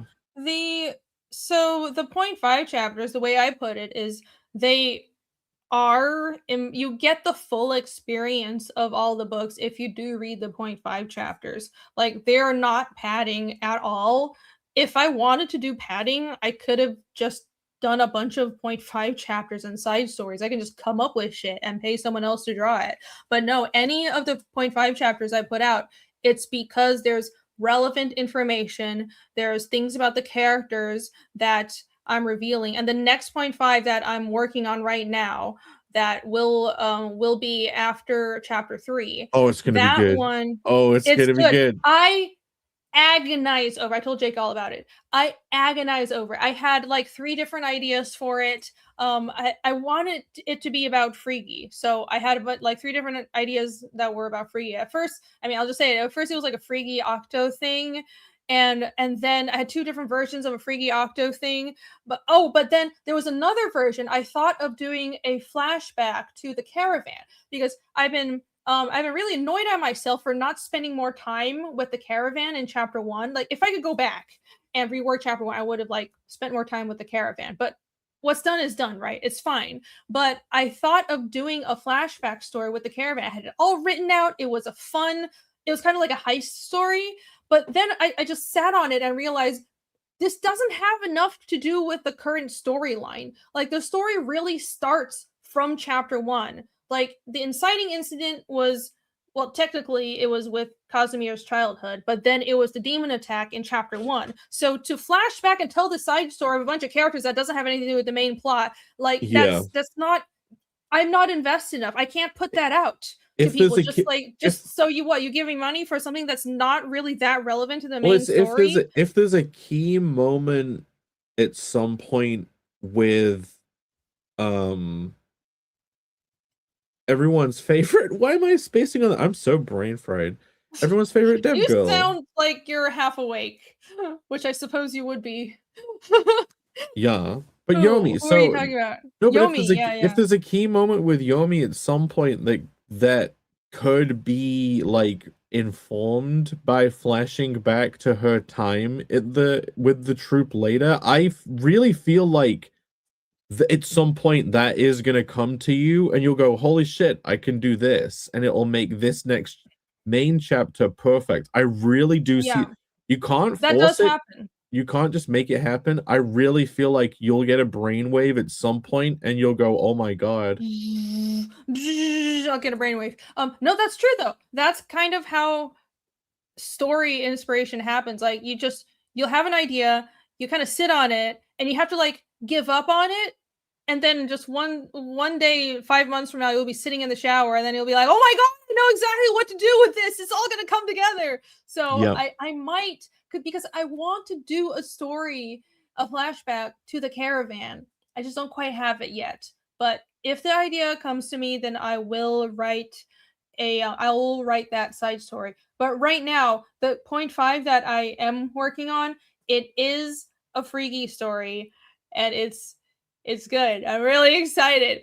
So Friggy doesn't really cast much in chapter 3. It's mostly Ragna. I want people to get to know like Ragna's powers and everything, but and like Freaky's kind of the quiet advisor in the background. She's like chill grandma. But the thing is, like, obviously she's this ancient Ispoliad caster. She's got all kinds of secret powers and stuff. She's like kind of crazy powerful, and I want to show that I'm really excited. So it'll be Freaky and a couple of other characters. I'm not gonna say who yet, but I'm super excited. It ties into the world building, and the story structure kind of hints at what to come. And because I remember reading in Berserk, it's like the people talk about the boat arc, and like when they were just like fighting this ocean god or whatever, and it's like, why the fuck are we here? But well, the reason we were there was it was kind of, I think it was a preamble for the final fight. Like there was a bunch of little stories in Berserk that were like preambles and lead ups that were mirroring what is to come, and that's what I want to do. It's not going to be exact, of course, but thematically it ties in so well with what's going to happen towards the end of like book 4 and 5. So I'm excited. I have it all figured out. We're gonna get a 0.5, a 3.5. Like a Moon Trustee's comment. Free is the re-rental fiendish. I suppose so. Kind of. I don't know if she's quite as I don't know. I was gonna say she's not quite as autistic, but maybe she is. No, but we don't. As in, she has a power level that is currently masked to us. You know what I mean? Yes, that's true. That's true. She hides her power level behind the illusory frame of a frail old woman, but that is not accurate. There's much more to her. I think it is a cortisol thing, Snarky. My brain has been so badly beaten around this week. You seem to have been suffering a lot this week. No, it's all good. Best foot forward. Everything's great. Yeah, you got this. Just drink more Monster and everything will be fine. I really have resisted waking up and drinking Monster. I have Monster in the fridge, and I'm like, you know what? I'll hold off a little bit. I don't want to just dive straight into that. We'll hold up. No, the temptation is calling to you. But yeah, people were saying it's going to be hard to choose their pages. Look, Alex is like, oh snap, it's going to be challenging to choose.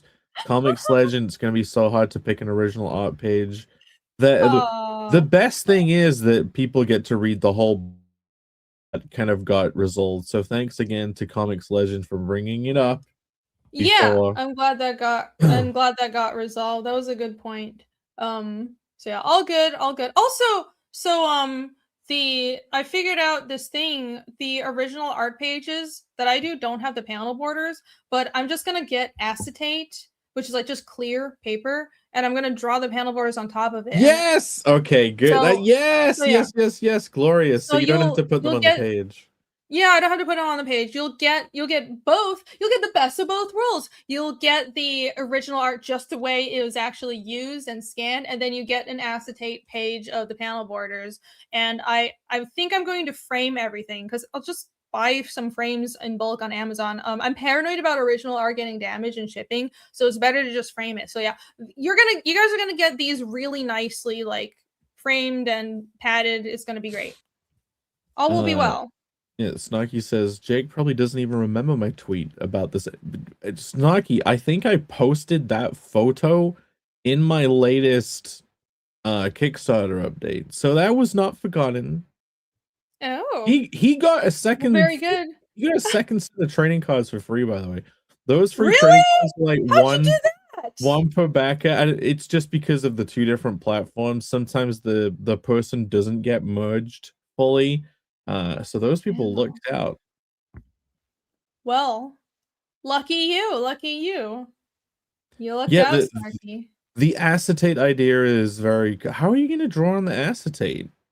It's meant for draw. You can draw on it with I don't know about microns, but you can definitely draw on it with Sharpies at least. But yeah, okay. So it'll be Sharpie. Yeah, if my microns don't work, I'll just use Sharpies, and it's fine because it's not on the actual art, so I can just Sharpie the panel borders. Yeah, I don't know how the ink stays on it, but that is a very interesting way of doing it. So the acetate paper I was looking at on Amazon, it's meant to be printed on. Apparently you can run it through a laser jet. So Yeah. if laser jet ink will adhere to it, then a micron should work. I don't have it yet, but I mean I'll let you guys know. I'll figure it out. I'll figure it out. Yeah, it's the It you should be fine. it's like don't I suppose animation cells they animate on paper with pencil and then they Xerox essentially those animation frame the line art for those animation frames onto the cells and then they paint Yeah. over that. Like that's the process. So Yeah, so it's um just like the thing they use for animation cells. So, I don't think pencil would work with it, but clearly ink would go on. It's just like the same exact material as animation cells. So I'm sure yep. it'll be fine.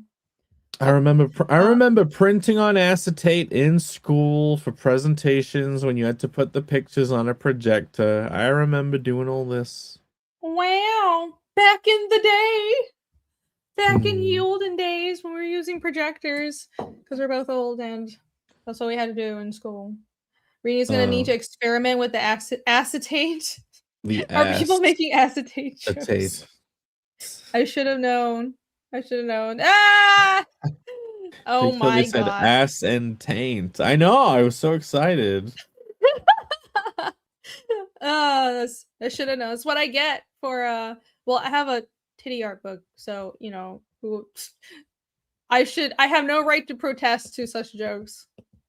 And they're very funny. But Snarky yeah, there says you they go. have a few animation cells, just some cell and some cell with pencil. I have some Sonic the Hedgehog animation Oh. cells from the first Sonic the Hedgehog cartoon series that was my fave. Ooh, that's awesome. That's pretty cool. I think do I own an animation cell from some random anime, but it's back in Taiwan, and I don't even remember what it's from. But yeah, somebody, one of my friends. Oh yeah, I know this guy who's this gigantic Akira fan, and I think he gave it to me, but it's not from Akira. The cell I have isn't from Akira; it's from something else. But it's still cool to have because you can see the colors painted on the back and everything. But yeah, here's a little preview of the pages. Only one person has backed the 600 tier. So I think I'll add more because I'm still working on pages. So even the last person in every tier, you would have like at least like 3 or 4 pages to choose from. I made sure there was always extra in every tier. So no worries. It's not like the last person will only have one choice. But yeah, so the pages kind of they go up in complexity, but also story relevance. So the 1000 tier pages, those are like the impact pages that are the most detailed and everything. So and here are the there's actually a lot. I feel like I really only needed 2 tiers. I should have just done that in I should just do that in the future, just 400 or 1000. But yeah, a lot of people pick the 1000 tier. Thank you, I appreciate it. Here are the choices I have so far. The best pages, all the detail. If you saw these in real life, guys, the amount of detail. Plus that second one there has my favorite thick shaman woman first Jake appearance. really wants that one. I Well, need to need to yeah, you beg over the next like 5 years for her to eventually come back in some kind of flashback capacity or something. she should. She should. She's quite relevant to the story. Oh So she really? should yeah, she should be in a flashback in Ooh. I think chapter 4. I think it should be chapter 4. Yeah. Okay. Ooh. So that's the shaman of Dorvo. That's the village shaman that Casimir grew up with. Okay. So she does some things. She So does some things in flashback. this page even better. Yeah. Even though Dun it dun doesn't have dun. all the demons on it. No. So the $1,000 tier pages, I knew it would be 1,000 that this tier if I had trouble letting go of it. So these are the pages where I'm like, I really like that. But I guess I'll sell it. So just so you guys know, that's I have a standard. I have a high standard for these pages. So yeah, on the left side, this one, page 13, that's the first time a demon shows up in the book, and page 19 is the start of the group fight. The first demon group fight with the rest of the team. So yeah, most of this fight scene is in here. Is I think this fight scene is pretty well choreographed, so I'm selling a lot of that. And there's a page with Cosmere and Yomi being emo at each other. There you go. Yeah, no, that graveyard scene is really fun from I agonize over it. There's when the book is out, I can't do a short about it yet because the book's not out and it'll be spoilery. But yeah, once you guys read it, I have a whole I want to do like a video or a short, maybe hopefully, on just structuring the scene, because this that scene, I knew, let me see if I can put this without like too many spoilers. I knew I needed a scene where Cosmere and Yomi were arguing about something, but like I had the most hell of a time trying to figure out how to do the scene, because like if they're just sitting in the living room arguing, it's fucking boring. Then I had Cosmere in the temple, which now you don't see in the book, but in Thalfriend they have a temple on the side with like all these statues of the gods, and I was like, oh, that would be cool to draw. But then he's just sitting there and Yomi comes in and they argue about something, but then that wasn't good enough. It just didn't feel right. And then I realized I needed to have him doing something. And so right now what he's doing is he's digging graves, and she walks up plastered and starts yelling at him, and in the next page she throws the bottle of booze at the door after him. So it's just incorporating action into what the characters are doing. It was this journey of just being more dynamic with my staging. I'm trying every book to make the staging and what the character actions way better. So you guys get to see drunk Yomi screaming at Cosmere. It'll be great. I look forward to reading at some point on a stream her lines as drunk Scottish as possible. I'll have you do all the Yomi lines. When we do our Fiendish 3 read through, you'll be Yomi. Because did Yomi inherit like the accent from Hildebrand essentially? Hildebrand, right? That's his name. It's Is that not his regional. Name? What's his name? No, it's Halbrand. Halbrand, sorry. Fine. Clearly you're bad at names. So the it's supposed to be a regional accent. It's not really supposed to be Scottish. I just couldn't figure out how, like, I was just trying to type any accent that would come across in text, because it was really hard for me to figure out how to write an accent in text. So it sounds kind of Scottish, but it's not actually supposed to be. It's just a Drakian accent. It's just how people from that region talk. They're from the south. So yeah, that's just how they talk. I mean, Bootlegger Comics is actually asking, I cannot believe he does not know the answer, but great opportunity to bring it up. Wonderful opportunity. I shall bring this book up now, since you have asked, good sir, since you have asked. And welcome, Bootlegger Comics. Thank you for being here. Now, I will go to my website. This is my comic, FIENDISH. Over here. Here's the website with the email list pop up, and let's get out of there. But yeah, this is my book, and chapter 3 is funding right now on both Indiegogo and Kickstarter. It is my fantasy mystery comic. I'm on the 3rd book. As you can see, oh look, I put regrowth up, so now you can get that as well. Yeah.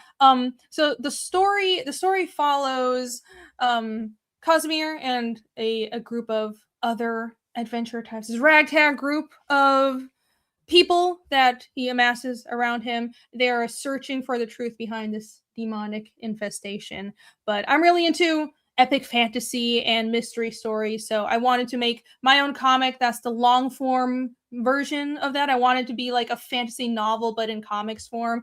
And yeah, we're on the 3rd main book, but technically the 4th book of the series. And if you go to fiendishcomic.com, you can find all the books in the shop. You can here are chapter 1, 2, 3, and there's also my Rebirth art book, but that's a separate thing. And I have like different sections. You can find out all about the characters, the world map. I'm a giant nerd, so I built a language for Fiendish, and there's a world map and all kinds of crazy stuff and different species that I made up for the series. So check out the website, behold the nerdery, and you will no doubt be tempted to actually back this book. And I can pull up the Indiegogo as well, because that is currently live. Chapter 3, Ravages, live on Indiegogo. I've been working on the pages. It'll stay live until I'm done with the art, so a couple more months. But yeah, it's doing very well. Where the campaigns between Indiegogo and Kickstarter, we just crossed 80,000. So that's amazing. That's amazing. The Indiegogo has original art on it, but the Kickstarter has a featured cover that's by Kyo Naoki, an amazing Japanese illustrator. And most of the covers are campaign exclusive. So here's some of the pages. Oh yeah, look, these are the pages I was just showing, finished in color and vision. colored in color. And there's also a preview that you can read, by the way. There's a lot on the website, so you can check that out, the preview on Global Comics. But yeah, here are some of the covers. This cover by Kyo Naoki it's available solo on Kickstarter, but you can get it as a bundle over on Indiegogo. And you also, this is the main campaign cover. It's campaign exclusive. This is a 24-hour cover, so you can only get that in a bundle. And this is like the permanent cover. Yeah, if you love fantasy, dark fantasy, adventure stories, then Fiendish is for you. You should check it out. Yeah, and read the preview over on Global Comics. Here you go. If you've really never seen Fiendish before, there's 4 books then, essentially. The 3 main ones with this one and a side story 2.5. So if you're interested, there's a ton to dive into straight away.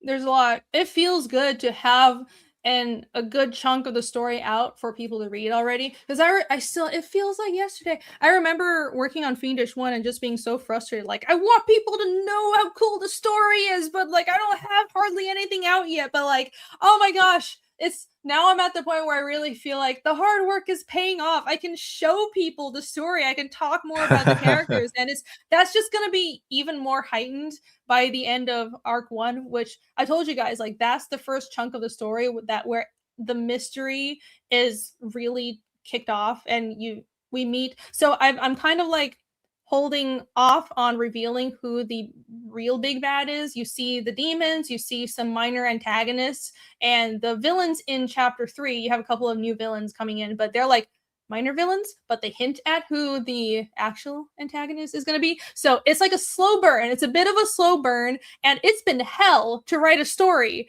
that's a slow burn, because you just have to be really patient, and you have to pray that your readers will also be patient and trust and be entertained until like the big reveals. But anyways, I appreciate you guys for being here.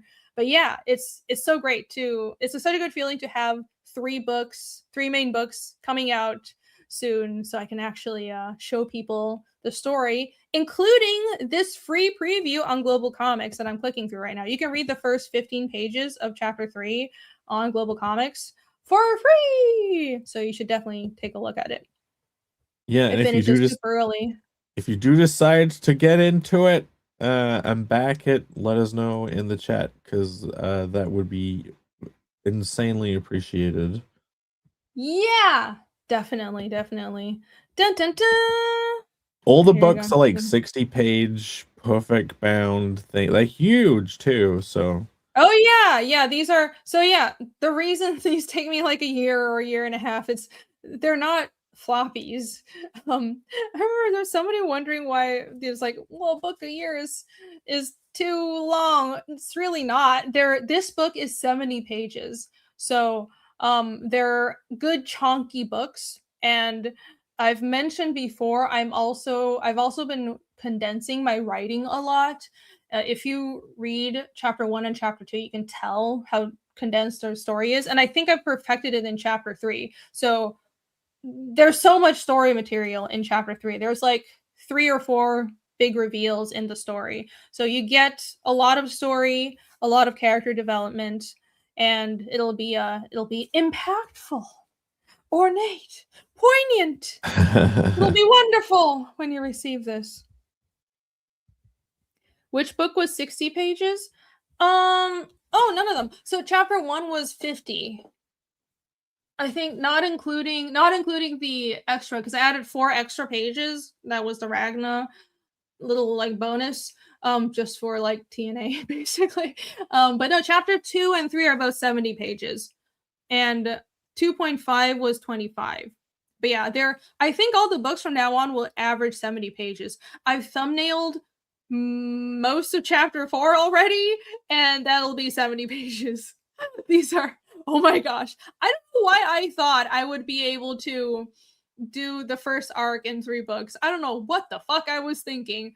This is not possible. Impossible. There's so much character stuff to do that I am condensing as much as I can, and it's still gonna be like 3 more 70-page books. Crazy. Yeah, chapter 1 was 50. But yeah, I'll post a link to the Global Comics too. Thank you for asking.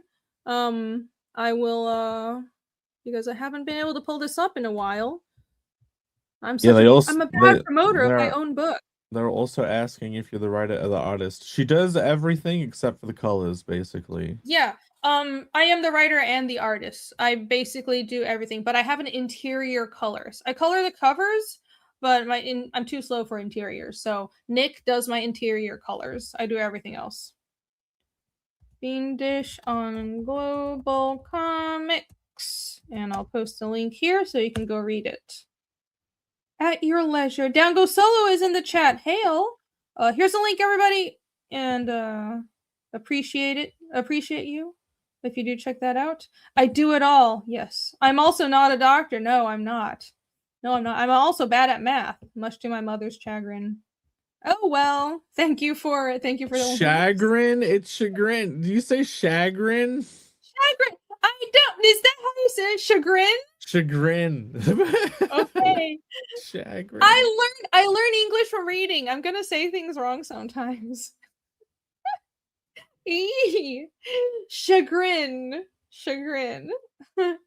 Gotten any cosplayers at cons yet? No, not yet. But maybe I can convince Shay to do it this year. Wouldn't that be great if I could get Shay to be Ragna?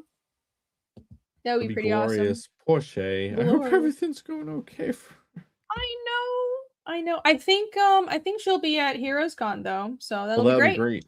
That'd be good to see. We get to see them like every year at Heroes. That's always great. Yeah, they're awesome. Shay and Sai, so sending them all the well wishes. Chapter 1 was 50. Yes. Ornate, impactful, poignant. Yes, all the means. Getting a book in less than 5 to 6 years. Well, it wouldn't take. If I was gonna do a book that took 5 or 6 years, either I would be like I would have a family crisis going on, or you would be getting a 200-page book, basically, right? Funny thing, at one point, I was thumbnailing out. I was trying to condense the rest of Arc 1, and I considered just doing a 100-page book, and then I ran the idea past a couple of people, and everybody was like, just fucking split the book. Just split it up. So the story can breathe. Like, you're not going to be happy with it. And they were right. They're right. I was like chopping the story. It just didn't work. It was going to be like uncomfortable to read. And also I would have to cut out all these nuances that really make the story good. Like, I don't want the story the comic to read like, this is just plot. Like, it has to breathe at some points, right? So yeah. Well, I mean, I'm glad I split it. On Fiendish 3, I know for a fact there's been bits you had a page count, and then you're like, well, this needs a little bit more, and you actually went through and added a few after cutting it down. So it's been a lot of finagling. Even recently, even last month, I actually I cut down a couple of pages and expanded a page. Oh wait, so let me go back to my page screen share. I swear we'll go back to the auctions at some point tonight. taking time. We're having a relaxed stream. We're chilling. We're chilling. Yeah, so this was just one page originally. But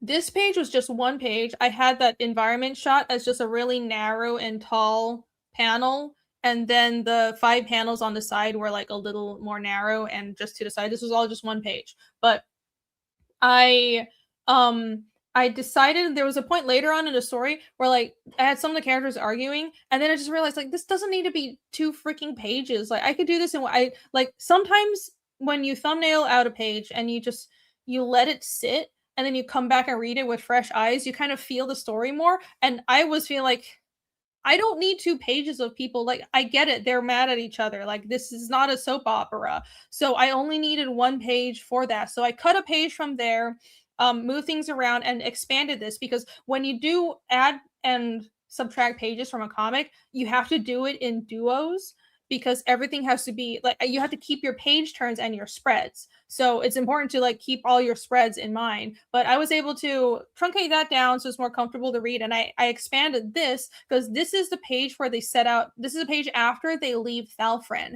and it's supposed to be a grand shot of they're heading out into the wilderness because they're going to Dorvo, which is this village in the middle, this ruined village in the middle of nowhere that there aren't even proper roads to anymore. So it should be a grand setting out on the adventure shot. So I'm glad I made that change, and that's how late into the project I'm still making these tweaks, and I think that's natural because I'm trying to improve it as I work. Chagrin, and people are making fun of how I say chagrin. That's fine. That's all right. Chagrin. Chagrin. Chagrin. That's how I say it. She can't quit with the trees. Oh my gosh. Let me tell you about the trees. The story of me drawing Fiendish has just been drawing trees, the journey. There's been a lot of trees. Hey, at least you don't have to draw a city. At least you don't have to draw a city every 3 panels. Oh yeah.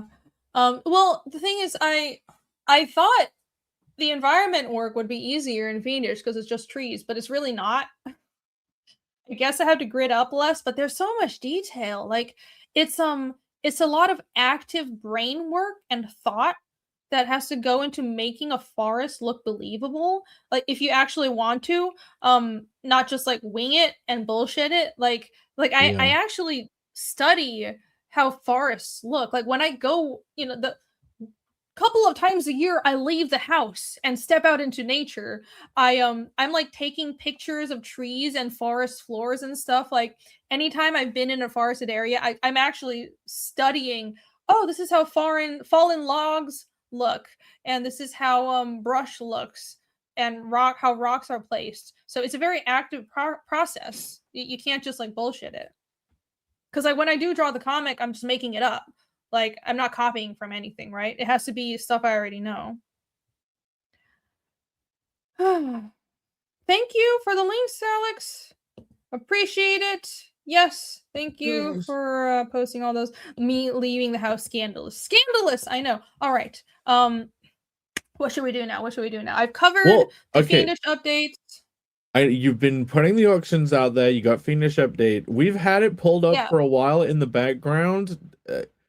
Exciting things are still happening on the INCURVATE campaign. You have had the link pinned. Yes. And I don't know if you want to bring that up, but I think maybe your refresh is in order. I shall. Let me do that. A refresh is in order. I will trust you. I'm trusting you. I'm trusting chat. I know at least one person said they back, so thank you. So at least I won't be totally devastated. So I'll pull up the campaign. Let's go. Let's see how it's going. So yeah, this is the art book. We're obviously here to mainly promote. Who doesn't already know about this? But hey, we gotta do the spiel. Somebody might not know. Someone might not know, or they might just need a little nudging. So you gotta find just a little nudge. Just a little nudge. just a little bit. Okay, let me screen share this. Confirm Irene ventures out to check her mail twice a year. Yeah. My ideal life is I live in this hut in the woods with like nobody around. There's maybe a small village at the foot of the mountains that I can go to for like, I don't know, one grocery run a month, and I need to walk a mile to get my mail, and that's great. I'll be just isolated from everybody, living in the mountains in a castle. That's the life I want. I really Who wants to buy think me a castle? That would be great. I think PO boxes should have like a forwarding address option so that if stuff gets delivered there, it can just get sent onto your house. You don't have to go pick it up. Yes, that would be really great. It's very annoying they don't have that. I hate having to go to my PO box every time because I hate going there. I barely ever go check it. Like my post office knows me, right? It's like, oh, there's the chick that ships out comic books all the time, and like, like every time I go, they give me crap for like, hey, you have a lot of stuff in your PO box. Hey, you haven't been here for a while. Because it's annoying to go. Like they close at 5 and I'm never there on time. Well, I mean, I have the opposite problem. I went away for a while, and I said to my granddad, "Hey, you can check on my PO box every now and then, just in case." He like went there every 2 weeks to check it. I'm like, you did not have to check it every 2 weeks. But the thing is, it would always be empty. There would never be anything in it, and he would just keep checking every 2 weeks. I'm like, you do not have to do this. Oh, My that's wonderful really granddad. nice, though. Yeah, I mean that's kind of what older family members would do, though, because it's like if they're retired, what else are they doing? I know. I think It's he like if enjoyed you give having them a something to task, do. then they're like, "Great, I can help my family. That is now my purpose in life." Like it's really sweet, isn't it? Oh, that's so sweet. Right. Here we go. Add to stage. Dun-dun-dun-dun-dun-dun. So All you right. are at 71 backers, 7,682. Yeah, the whole see, I was getting ready to bang the drum to be like, hey, let's try and get to 8K, guys. We're entering the final week, you know? Yeah, let's get to 8K. I want to get 10K by the time this closes, guys. Let's do it. We can do it. Come on. Exactly. That was a bit, and I guess you have not refreshed since then. This was probably No, I have just no idea. I have no idea what's before the coming. stream. No. All right. I will now refresh. Drum roll. Let's go. I don't know if you're ready for this. I don't know. I have no idea. What? I hit the wrong button. Where? Good job. Go me.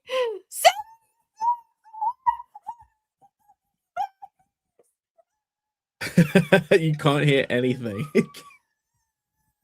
It's all just blocked out by Mike Kuhn. There we go.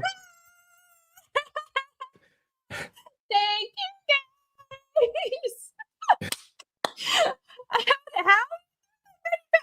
I thought it would be like, I knew there were 72. I think there were 72 like right before the stream. So I thought it was 70.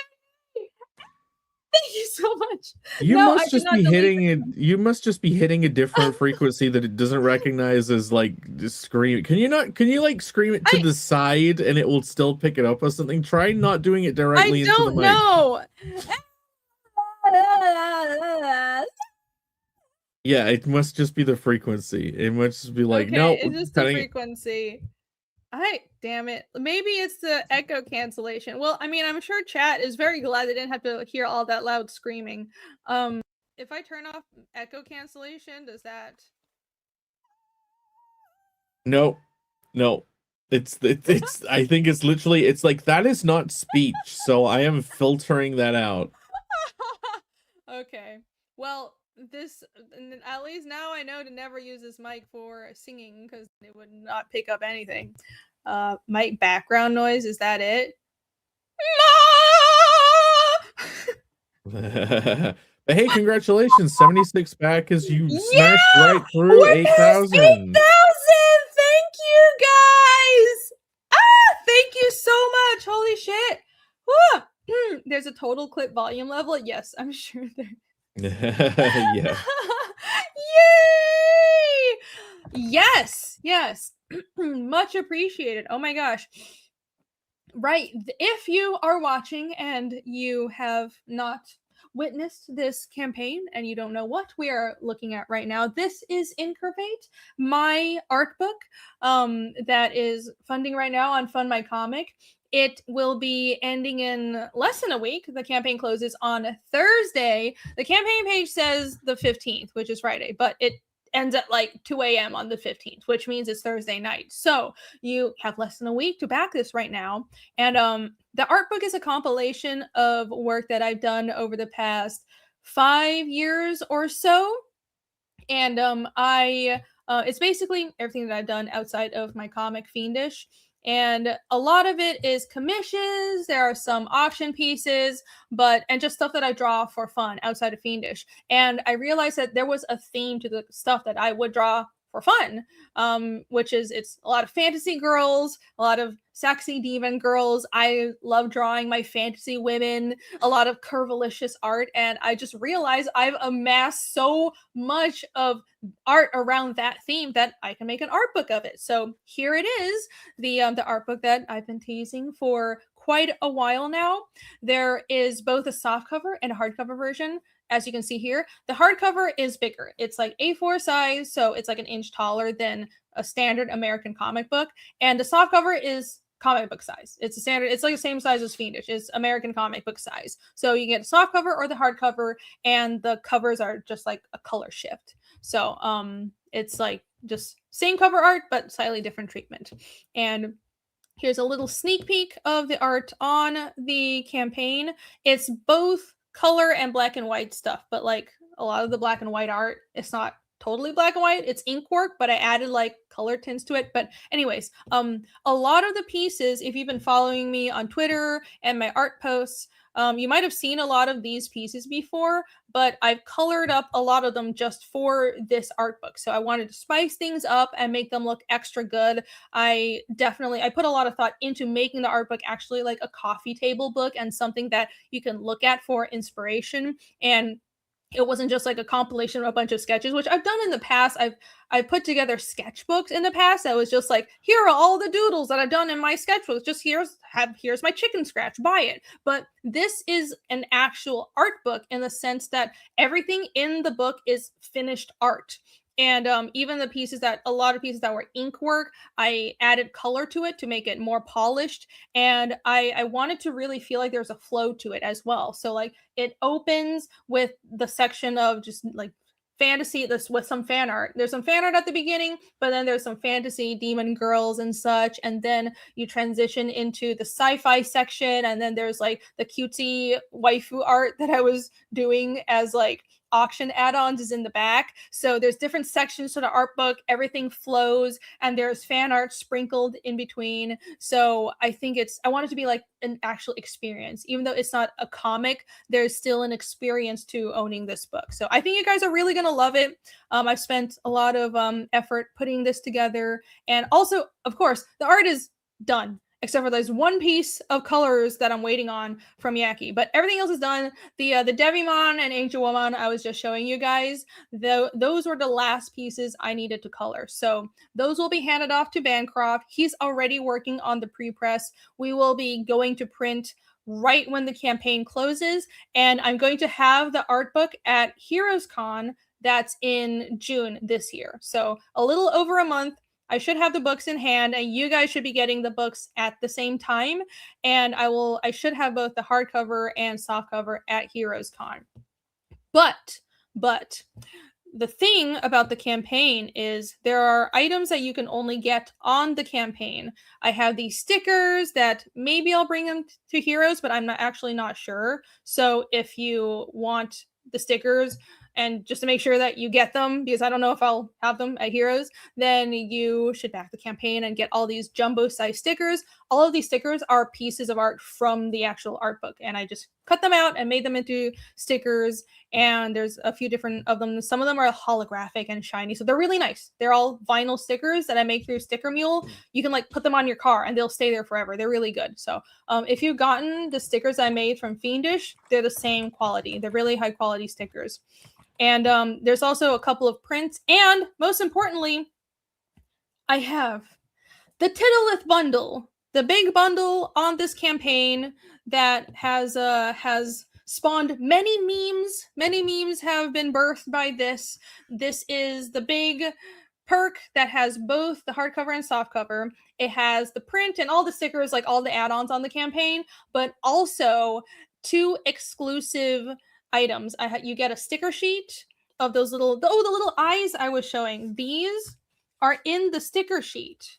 So you get these as an exclusive little sticker set in the Tittleth bundle. You can only get this on the campaign with the Tittleth bundle, and also on the top right, that orange background, that elf girl, that's the piece that Yaki's coloring, and that's an exclusive print for the Tittleth bundle. So if you want to get everything on the campaign plus a bunch of cool exclusive stuff, then back this. Get this now. You can only get this on the campaign. So yeah, there you go. Check it out. Thank you to everybody who has backed INCURVATE. I'm very grateful, especially because there was a last minute scramble to get the Fund My Comic launch, because I realized at the last minute it wasn't going to be on Kickstarter. So yeah, thank you to everybody for supporting this art book. I'm very grateful. Ding! Yeah, it turned out great. This is the campaign where you can grab a titty and hashtag get hard. You can get the Tittleth bundle and you can get the hardcover of the book, which is the best way to grab this art book. It's so much bigger. Grab a titty, get hard. It's so much bigger. Yes, great way to pitch an art book, guys. Yeah, get hard. I swear we're just selling an art book. I swear this is an art book. It's nothing else. It's just an art book with some boobs and fantasy ladies. That's it. Oh, hold on. Colton Coldrick. I'm sorry, I keep saying your name wrong. With a $5 super chat. Thank you so much. Have you been to the Cabbage Batch Kid store in northern Georgia? No, I haven't. I didn't know that was a thing. Huh. Is it fun? What is it? I know nothing about it. I don't know. Yeah, I don't know what it is. But yeah, maybe I'll check it out. On the next time I leave my house and actually do something, I'll keep that in mind. I'll keep that in mind. The magic stuff. Erect cover. A very spunky book.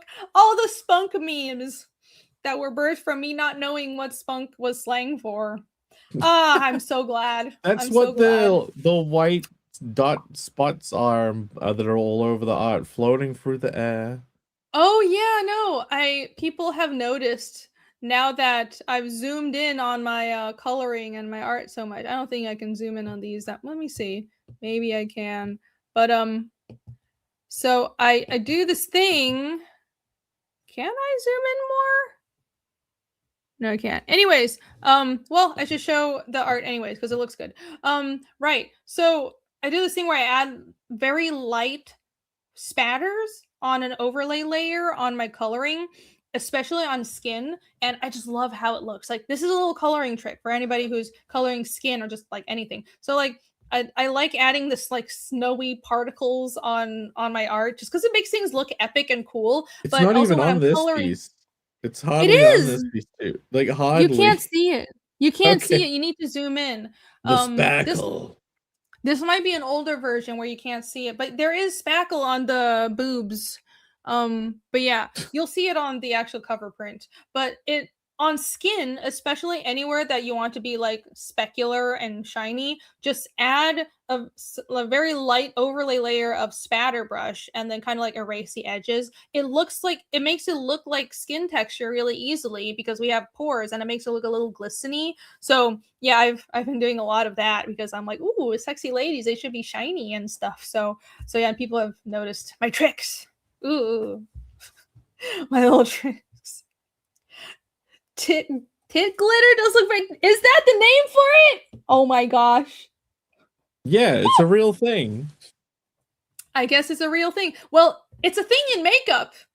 There's Exactly. shine. There's like glitter you can add on like your face, and if you're wearing like a low cut dress, you can add shine to yourself. It is a thing in makeup.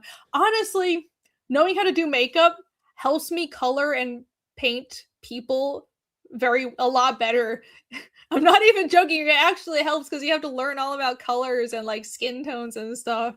So that, I mean, I've learned a lot with coloring throughout this book, but also the little things like the skin speckle. That's just from doing makeup. I'm like, oh, I'm just gonna do this makeup trick, but on my art of sexy ladies, right? And it worked out.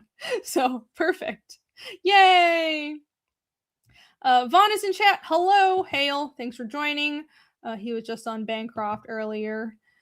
I think he's closing out his thing soon, right?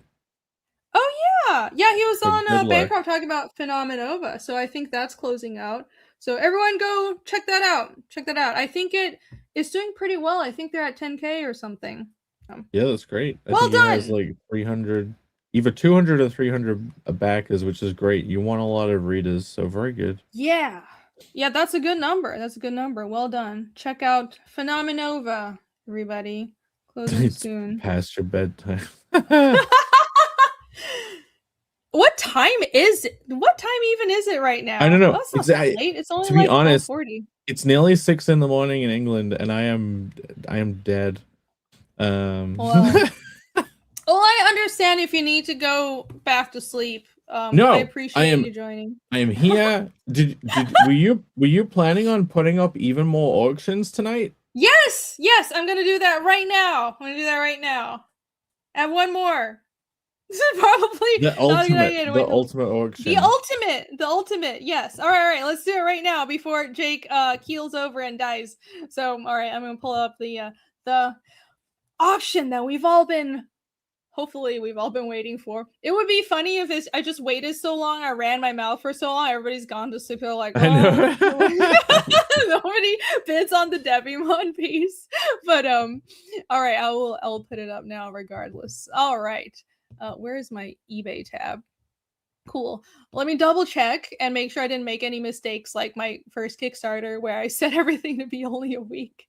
That would be not good. Okay. 7 days. Got the starting bid. Oh yeah, I remember that. That was a fucking disaster. That was hilarious.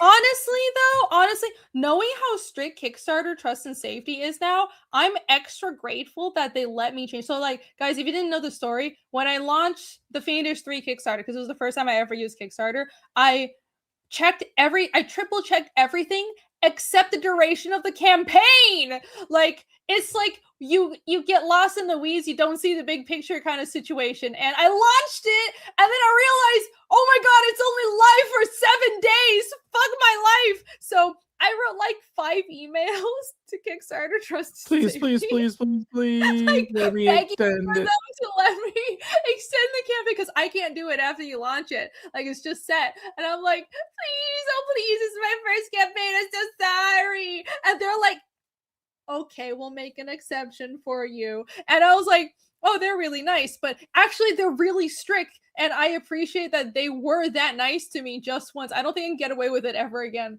So thank you, Kickstarter, for helping me avert complete fucking disaster. Jesus, I'm a mess sometimes. Yeah, okay. Everything looks set. I did set, just so everybody knows, if you're bidding on the original art, I set the fulfillment date a little further out. It's like in a couple weeks, just because I'm going to be really busy with INCURVATE, so I don't know when I'll be able to get to shipping it, but it will be like towards the end of this month. So just so you know, you might have to wait a couple of weeks, but I will not have forgotten you. And now the listing is live. So there you go. Ooh, put the link in the thing. You got to put the link so everyone can get to it. I will find the link. Link. This is the Demi Boobmon piece, right? No, Demi Woman. I keep saying Boobmon because my thing is Boobmon. I think it's just Devimon. It's just called Devimon. Okay. And apparently, I don't know anything about Digimon. Okay, it's just I'm drawing these. You Taurus. But I mean, I don't. I'm I'm not even a Digimon tourist. I don't know anything about Digimon, so I'm an outsider. I'm See, just a that's the thing. parasite. Here's the thing. I will never fake the things that I'm into. I am not one of those people. Some people on the internet do. I do not. Like, I've always been very clear. I don't play video games. I barely played like 2 in my life, maybe. Well, I played like more than that, but just like casually. I suck at video games, and I don't know Digimon. I don't know anything about Pokemon. Like, I'm not gonna be one of those fake nerds. Like, I'm really into very specific things: Berserk, FMA, Pathfinder, fantasy manga. That's it. Lord of the Rings and Game of Thrones. Give So, the yeah. people that link. I'm honest. Okay, I'll give you your link. Here you go. Bid on Devimon. Oh yes, Lady Mark. Devimon. There we go. Oh yeah, because the I think the standard Devimon is a dude. All right, the link is in chat, and I'll also pull it up on screen so you can see. Everybody can witness, so you can witness it. Da da da da da. There you go. Yeah, I did. Hold on, let's see. Okay. Ooh, 2 bids already. Thank you guys. You guys are so awesome. I found it. I very much appreciate it. Hopefully that means it's showing up on my dang profile and it wasn't, taking forever to show up. Make sure I share the right tab. Okay, here we go. Bring! Yay! It is live! Wow. It's already at 255. It lives. Yeah, it's already gone up quite a bit. Thank you guys. I appreciate it. All those chains. Holy shit. So like I've been in the chain arc of my artistic journey, guys. I swear to God. So like all these chains are this is hand drawn. It's real physically drawn art. Can I zoom in on this? But yeah, so these are photos from my drawing desk. See, here are pens, so you can tell it's actually drawn by hand. And let me tell you, doing chains, it's the most painful fucking thing to draw. But I had to do another page in Fiendish that had a bunch of chains as well. I had this page where it's like there were a bunch of, well, I won't say what it is because it's kind of spoilery, but like there I had to draw a lot of chains. So yay, I am now a tree and chain expert. Bid on this art. So that sounds like a good name for a good name for a fantasy pub, the Tree and Chain. The Tree and Chain? There you go. That'll be a pub in Fiendish. Do I even have pubs in my world? Is that a thing? I feel like you would surely call them a tavern or something. It would be a tavern. And it would have to be in a big city like Drakia. Wouldn't be that many around. The world of Fiendish is very wild. But yeah, it sounds like a good opportunity to start a tavern. That's all I'm thinking. As soon as you're like, there's not many, I'm like, okay, there's an opportunity. Man. It's a business opportunity. Jake is always thinking of making money. You need it. I mean, look, I know it's just me trying to put Slugsy in everything, but you need like an entrepreneur character that turns up and he always has a new business or something. And it's like, oh yeah.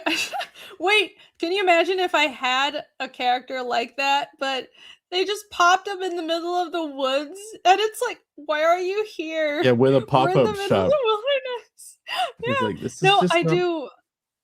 Yeah, I am planning on having, so the characters that you've seen in Fiendish, my main group will be moving all around the continent, but I do plan on having other characters show back up because other people will be traveling too, and I think that's a really fun way to make the story feel like things are happening in the background off the page. I think that's really important. So some of the characters that you see in chapter 1, they'll go away for a while, then you'll see them like in another city after, chapters later. But yeah, that would be funny if I had a merchant character who's just, but then I'd be just ripping off Slugsy. I don't know. I'll think about it.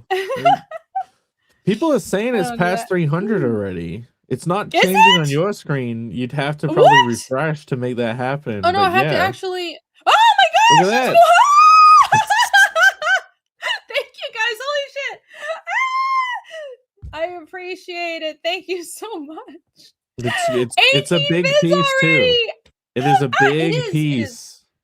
Okay, I will hold on. I can actually show it on camera so you can see the size, because the other pieces were smaller. They were like about 7 by 8 inches, but this one is this is a full 11 by 17 piece of art. It's the On same an size actual as, Bristol board card, yes, too. yes, not Heavy shitty paper, duty. good archival paper. People don't like it when I do this. It doesn't damage the paper, but I will stop. I will stop. Rips the artwork in front of everyone. It's not gonna rip. It's Bristol board is very sturdy. Anyways, yeah, it's nice Bristol board. It's just the same paper that I draw Fiendish on, so it's nice. And I use like archival Pigma and Pigma, Micron, and Tombow are markers and brush pens. So this is all good stuff. This should be archival. It'll last you forever and ever. And yeah, I'm here gonna you go. interrupt because Comics Legend says I think Jake Spit is in the lead. I promise you, I have not bid on any of the auctions tonight at all. 100%. No, I hand on heart. You are showing restraint. I have. Wow. My brain is so cooked. I just spent like 10 minutes trying to find like the page that had the stream on it so I could go and click the link. Oh my god. Yeah. But no, well, this is nothing to do with me. Well, all right.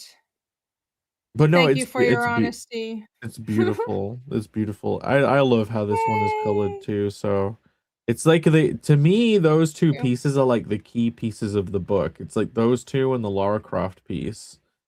Oh. Well, thank you.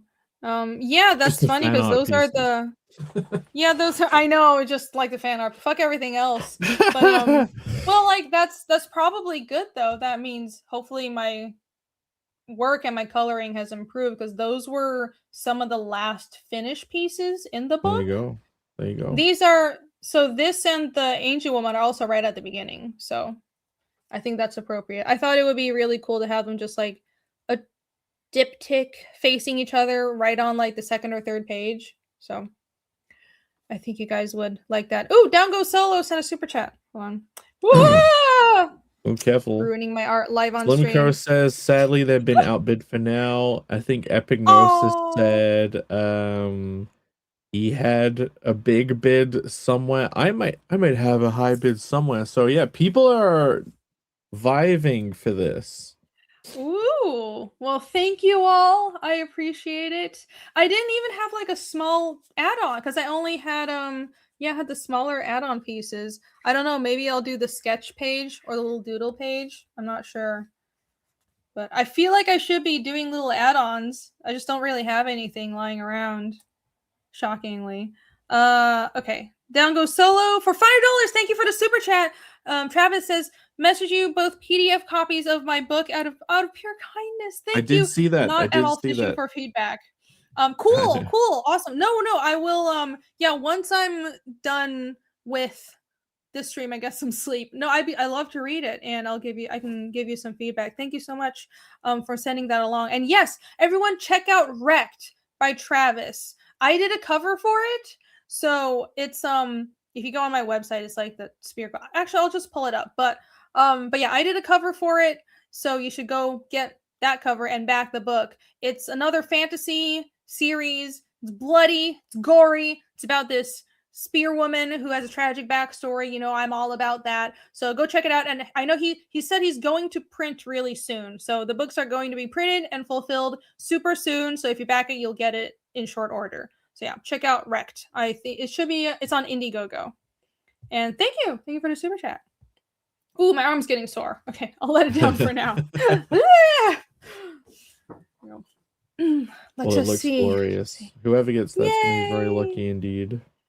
I don't do a lot of fan art, but the thing is, unless it's a commission request or it's something that I actually really enjoy drawing, I am determined at this point in my career, I am not going to draw anything just for attention. I am going to only draw things that I'm actually invested in, because it's not just like oh, I don't want to be a style chameleon anymore. I think it kind of is, but also I've realized that my stuff looks like shit if I'm forcing myself to draw it. If I'm not invested in it, if it's not something that I actually care about and having fun doing, right? So I'm just so past with that. I feel like in my mid-20s when I was just working on other people's projects full time, my art looked like shit. I hated how I drew back then. Like you can see my art took a dip in quality. It was a while where it's like, oh, her art isn't that good. She's not that good, but she's just okay. And I hated that. And it's because I wasn't having fun with anything I did. So, like, I don't know Digimon, but I love how the characters look. So I was still invested in making this piece look really cool and fun. And I downloaded a bunch of like references to make sure I got everything right and make it look like spunky and sexy. So spunky, but yeah, there you go. That's just my rant on doing fan art. Anyways, so I don't do a lot of fan art, but there is a handful of fan art in this book.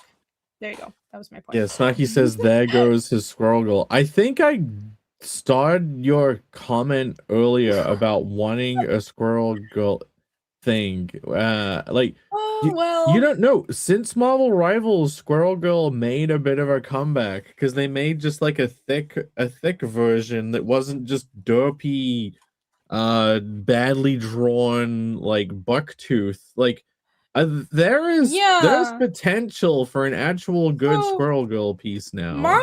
That's true. Marvel Rivals has made even the derpiest of characters cool. Like they coolified it. So I'm fine with drawing that version of it. And like I would be very happy to take any commissions of venomizing characters because I love drawing Venom.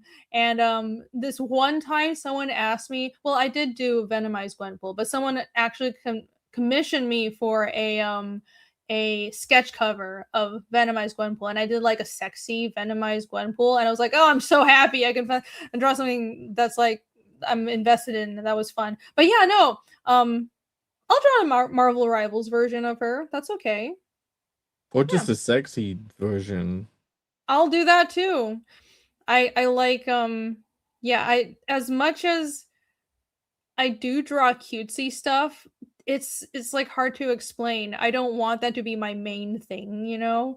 But well, first of all, if you request a commission and you really want it, you know, of course, I will accommodate. But yeah. Stocky says, I honestly would love to see rainy version of Apocalypse or Omega Red. Do you know those? None of those don't come to mind for me. No, they don't come to mind, but Google exists.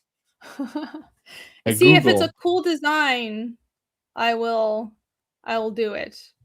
I'm not that picky with commissions unless it's either something like really weird, which I think people have only asked for like once in my life, or it's like I don't want to do this. It's like with as long as the character looks cool, I'm not picky with commissions. Like I do a bunch of covers for everybody else, for a lot of other indie books, right? But yeah, it's what's annoying is when people are like, will you draw my dog? And I'm like, I'm sure your dog is very cute, but that doesn't inspire me. I am so sorry. Like generic anime dog that looks like every other dog. Like, here you go, here's your draw dog. My children's book. And I'm like, what makes you look at Fiendish and think I should draw your children's? What is happening? I mean, I can, but I don't really want to. I'm sorry. But yeah. Have I ever drawn Slan? No. But I should. I don't know why I haven't. Wow. I really should, but no, I haven't drawn Slan yet. I really should do that. Mark Demuse, I need another magic. I would be happy to draw another magic for you. Yes, I love drawing magic. But yeah, like he said Rainy is at Heroes Con commission time again. Yet pre-commissions for Heroes. So I have decided I'm gonna take pre-commissions, and anybody asking for a commission at Heroes, I'm just gonna say I'm gonna mail it to you. I don't want to stay up all night drawing again and losing sleep, because then it makes the convention experience really difficult. But yeah, I am taking pre-commissions now. If you want another magic drawing or another commission, you can email me now. You can DM me on Twitter, or you can email me. I can, well, my main email is super long. It's on my YouTube, but also you can email HellionComics@gmail.com. hellioncomics@gmail. I'm super easy to reach. You can just let me know, and I am open to Heroes Con commissions. I only have like one right now. So yeah, let me know and I'll have it ready for you at Heroes. And anybody else, if you want a commission, you're going to be at Heroes, let me know right now. I will draw it and you can pick it up at the show. Cheers. Ding. I'll draw Casca as a potato. Sure. No, I would actually be I'll draw her as a potato with like a knife through it. Like, here you go. Here's your potato. I'm terrible. A Casca potato mini piece would be like a coveted prize. Aw, I should do that. Maybe that'll be in the next art book. Martimius, it sounds good. Yes, thank you so much. Hail. Yeah, I think he has a couple of magic pieces already, so thank you so much. I need to draw more of her Dark Child version because I've done a bunch of her normal versions, but yeah, the Dark Child version is the one with the horns and everything, and I haven't done like her full Dark Child form. I should do that. I don't know if I even read that far yet. I haven't read everything that exists, by the way. Like, I think I'm like halfway through what exists, and I have all the big books, and now I'm like, man, I should have read them because maybe I won't be around those huge books for so long. What are you talking about? Berserk? Berserk. Oh. No. Well, I mean, just reads it all online anyway. Oh, you haven't read all of them yet? No, I've read like half of what I have. Oh my gosh. I don't even know half of it. So you're bringing up like different versions of Casca. I don't even know what that is. I mean, if you've been through the Golden Age arc, you know she just stays the same after the Golden Age arc. Nothing happens to her. She's literally a plot device. Okay. Well, like she kind of recovers in the Fantasia arc, but like she's still. I love Berserk. I don't like Casca's character. I'm not gonna go on a rant about it right now, but yeah, she's just a plot device. Everybody else is really great. Right. This is the only Berserk Griffith fan art that I'm interested in. Wow, amazing. That's your dream come true. Yeah, I can see Peter Griffith. Amazing. She doesn't care. She doesn't. I don't know if she even gets it. Why would I? Doesn't matter. That was magic, Jake. Hmm. No, yeah, I was talking about drawing. I was referencing magic. The Dark Child reference is a version of magic design, not Casca. I thought you were like Dark Child Casca. Like no, magic. I got excited. I mean, that would be cool. I can draw that. That would actually, if something like that happened to her character, that would actually make her cool. But like, no. She comes back, and it's like turns out she just wasn't in her body. Like her soul was in an astral plane, and then she comes back super powered up. Yeah, if only it's. Griffith actually fucked the soul out of her. Imagine if she's the baby. Well, she's not the baby, but You are not the baby. If you were writing Berserk, the baby would be Casca. Instead of she talk as a baby. Child. No, she's just a potato with a pea for a brain, and she's still a plot device even though she has part of her personality back. I have thoughts, but I'm weird. I didn't even like the Conviction arc, so I have very weird tastes. Everybody, that was the best one. It was so fucked up. I like the fucked up parts, but like I was just not invested in mangas for some reason. As in manga, I didn't like there was like a religious arc in FMA as well, and I wasn't invested in that. I don't know what it is. Like, I'm just never invested in those arcs of like, oh, corrupt religious leader. Don't know. Well, no, both of us. Your favorite arc was with all the little bug kids, and mine was the Lost Children arc. And I wasn't too. I didn't enjoy that one that much. But then my whole favorite one was the Conviction arc, and you didn't really care about that one. So that's it's funny how we're both flipped on those. There was Like, just it so was much very tension. plot relevant, but it wasn't my favorite. It's There just was not so a much theme that I'm tension. ever invested There in. was so much tension in the conviction arc, and so the characters that got introduced, like the woman with the horse, wasn't that famous horse bit in the conviction arc? I think so. I think so. Oh, so good. Yeah, I didn't super like Farnese either. Yeah, I loved her. She's my favorite Like character of the I whole get thing. the concept. It was well done. Me liking it is not saying it wasn't well done. Mm, Yeah. Anyways, different taste, different taste. different Um, taste. Well, let's see. Does Rini con- watch movie? Probably not. I don't how watch many anything. movie Rini watch? How many? Like 3 apparently in the entire Western canon.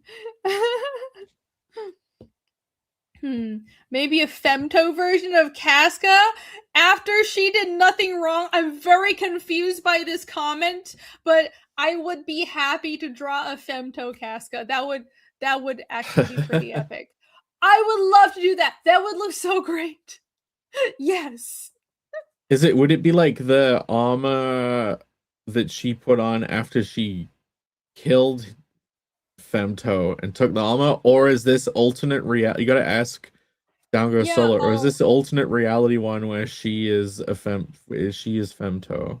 yeah, it has to be. Did she get tortured with the torture mask, or is it after she killed Griffith? And then I can incorporate like Griffith's beheaded, severed head under her foot or something like that. Yeah, it depends. What if she became a god hand to kill him and take Yeah, his that's what. armor? Look, yeah, no, like Casca sacrifices everyone. Imagine the fucked up Casca who Imagine becomes that! Femto. Everything That's would the be redeemed if that was her arc. And if Gus is like, yeah, that's great. I love you, Casca. Sacrifice me to kill Femto. no. And that was the ending. Alex is saying like reverse reality where Casca is the one with the dream all along and she becomes a Femto. Okay, I could do that too. That would be so like if she was the one that went crazy and got captured and tortured. Yeah, sure. Nuts. It'd be fine. All right. It's Well, gonna happen. Irene, congratulations on your auctions and massive congratulations on like so many backers and so much funding so far on the INCURVATE book. Everything is looking Thank beautiful. you. I Thank you very I must bow out of the stream. much. But yeah, keep it That's going. fine. That's fine. Have some Thank you for fun. coming on. Thank No, you it's been very great. much. I will, you know what? Where are my tabs? Where are my tabs? Oh yeah, I was gonna pull up something else as well. Oh, I am just terrible. All right. Since you are here, you obviously should and I know you didn't end up doing an update stream today, so I know you're tired, but side quest is coming. Do you want to tell people about this book and Yes. whatever Look, updates you guys, have? I updated the website. It says launching May, which should be true. And it says in red, it says unforeseen delay. You see? I see. Oh, very But good. yeah, you can head over to connellcomic.com, which is what this website is. You can sign up. There's a little sign up field at the bottom if Irene were to scroll down. Oh, I shall. I will scroll. Do do do do do do do. If you are to put your Look, email they're address, moving. if you were to put your email address in there, she has like jangling keys website design in front of her. Oh, it moves. If you are to put your email in there and then later on you back the campaign, you will get a free Batty trading card, which is a puzzle card drawn by Irene herself. So you want to get it. You want to get it. Go sign up. We will hopefully be launching in a couple of weeks. I'm not putting a date on it. This is the first self-contained story of the book that I write and draw and do everything for. It's going to be glorious. It's going to be amazing. You will want this, especially if you've bought chapter 1 of the main series and you read it and you love it and you want more. You'll be able to get more straight away. And this should be finished and sent out to people before the end of the year. That is my aim. So go sign up. Mm. I spent some time. I've done proper mailing list stuff. I know this is boring behind the scenes, like shop talk, but I I have a new mailing list service that I'm going to start using. I had to set up a whole thing where if you type your email in there, it like gets rerouted and sent to my she's just mesmerized by this. Don't Yeah. mind me. Anyway, go go sign up. I will appreciate it a whole lot, and then you'll know about the book when it finally does launch. When we get to the end of the failure to launch arc of this, but yeah, the story is an ancient. I don't know if it's even an ancient prophecy. I think it's a recent prophecy. There's a clan called the Fappa no Jutsu clan, of which this Cumhilda character and Sagatha are two edge maidens. Two Fappa no Jutsu edge maidens. Their ancient order has a prophecy that an evil dragon is about to be born that will take over the world, and they must defeat it and kill it whilst it's still in the egg. You can just imagine who gets in the middle of that story and causes untold amounts of trouble for everyone involved. I wonder who. Whoever could it be? So yeah, look forward to that. I'm looking forward to both talking to you guys about your Connell books as you get them.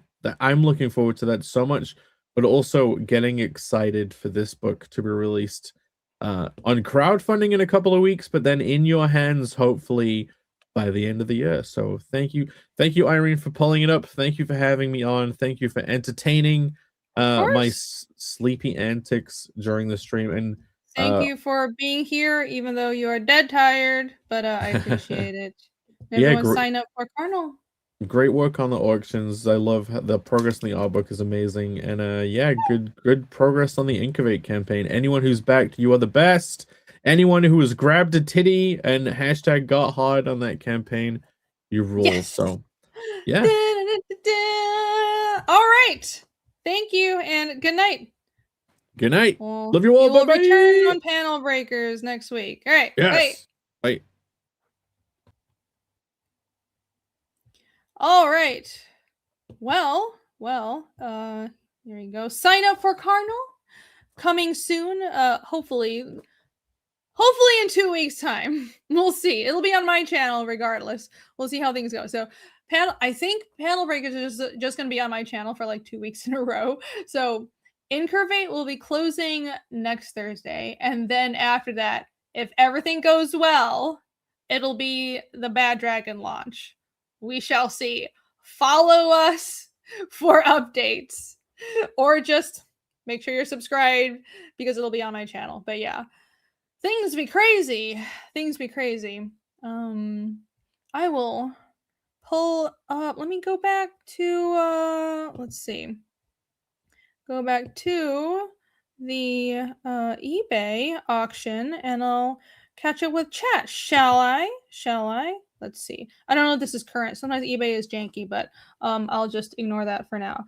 I've gone full vertical. I know. I have. I've gone back to my regular form. Yeah, this is a custom layout, don't you know? I'm being all fancy and stuff. The happy dance. Yay! I am sometimes a child, and I know that. Blue-rays Georgia has a great comic book store. Cool. You know what's funny? When I first launched Fiendish, I straight up drove to like every comic book store that I could drive to around Atlanta, and I gave a preview book / some of them I just gave them flyers, but some of them I gave them the preview book of Fiendish, which is like, hopefully it'll be worth money someday because that's a rare book. And I only printed like a couple hundred.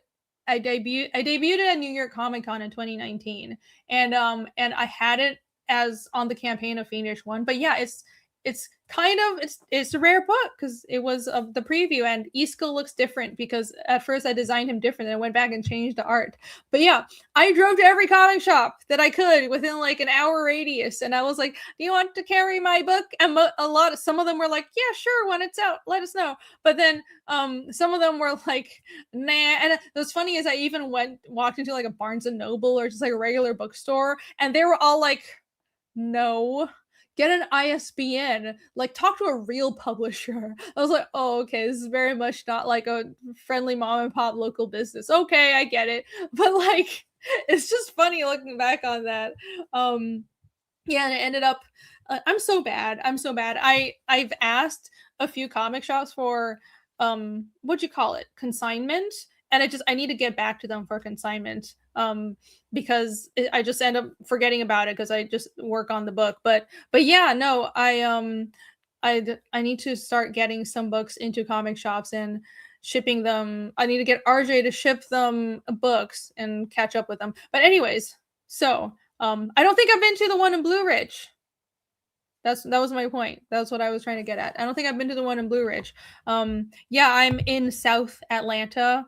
So that's like the general area I go to, and I kind of don't like going north because I have to go through Atlanta and traffic is shit. But I don't know. Maybe I'll go check it out sometime. Maybe I'll check it out. You closing your art book already? Yeah. It's a short campaign. It was only 1 month, 28 days actually, because it's a quick turnaround. I'm going to print as soon as it closes because I need the book to be ready for Heroes Con. So yes, the Fund My Comic is going to be closing on Thursday on Panel Breakers.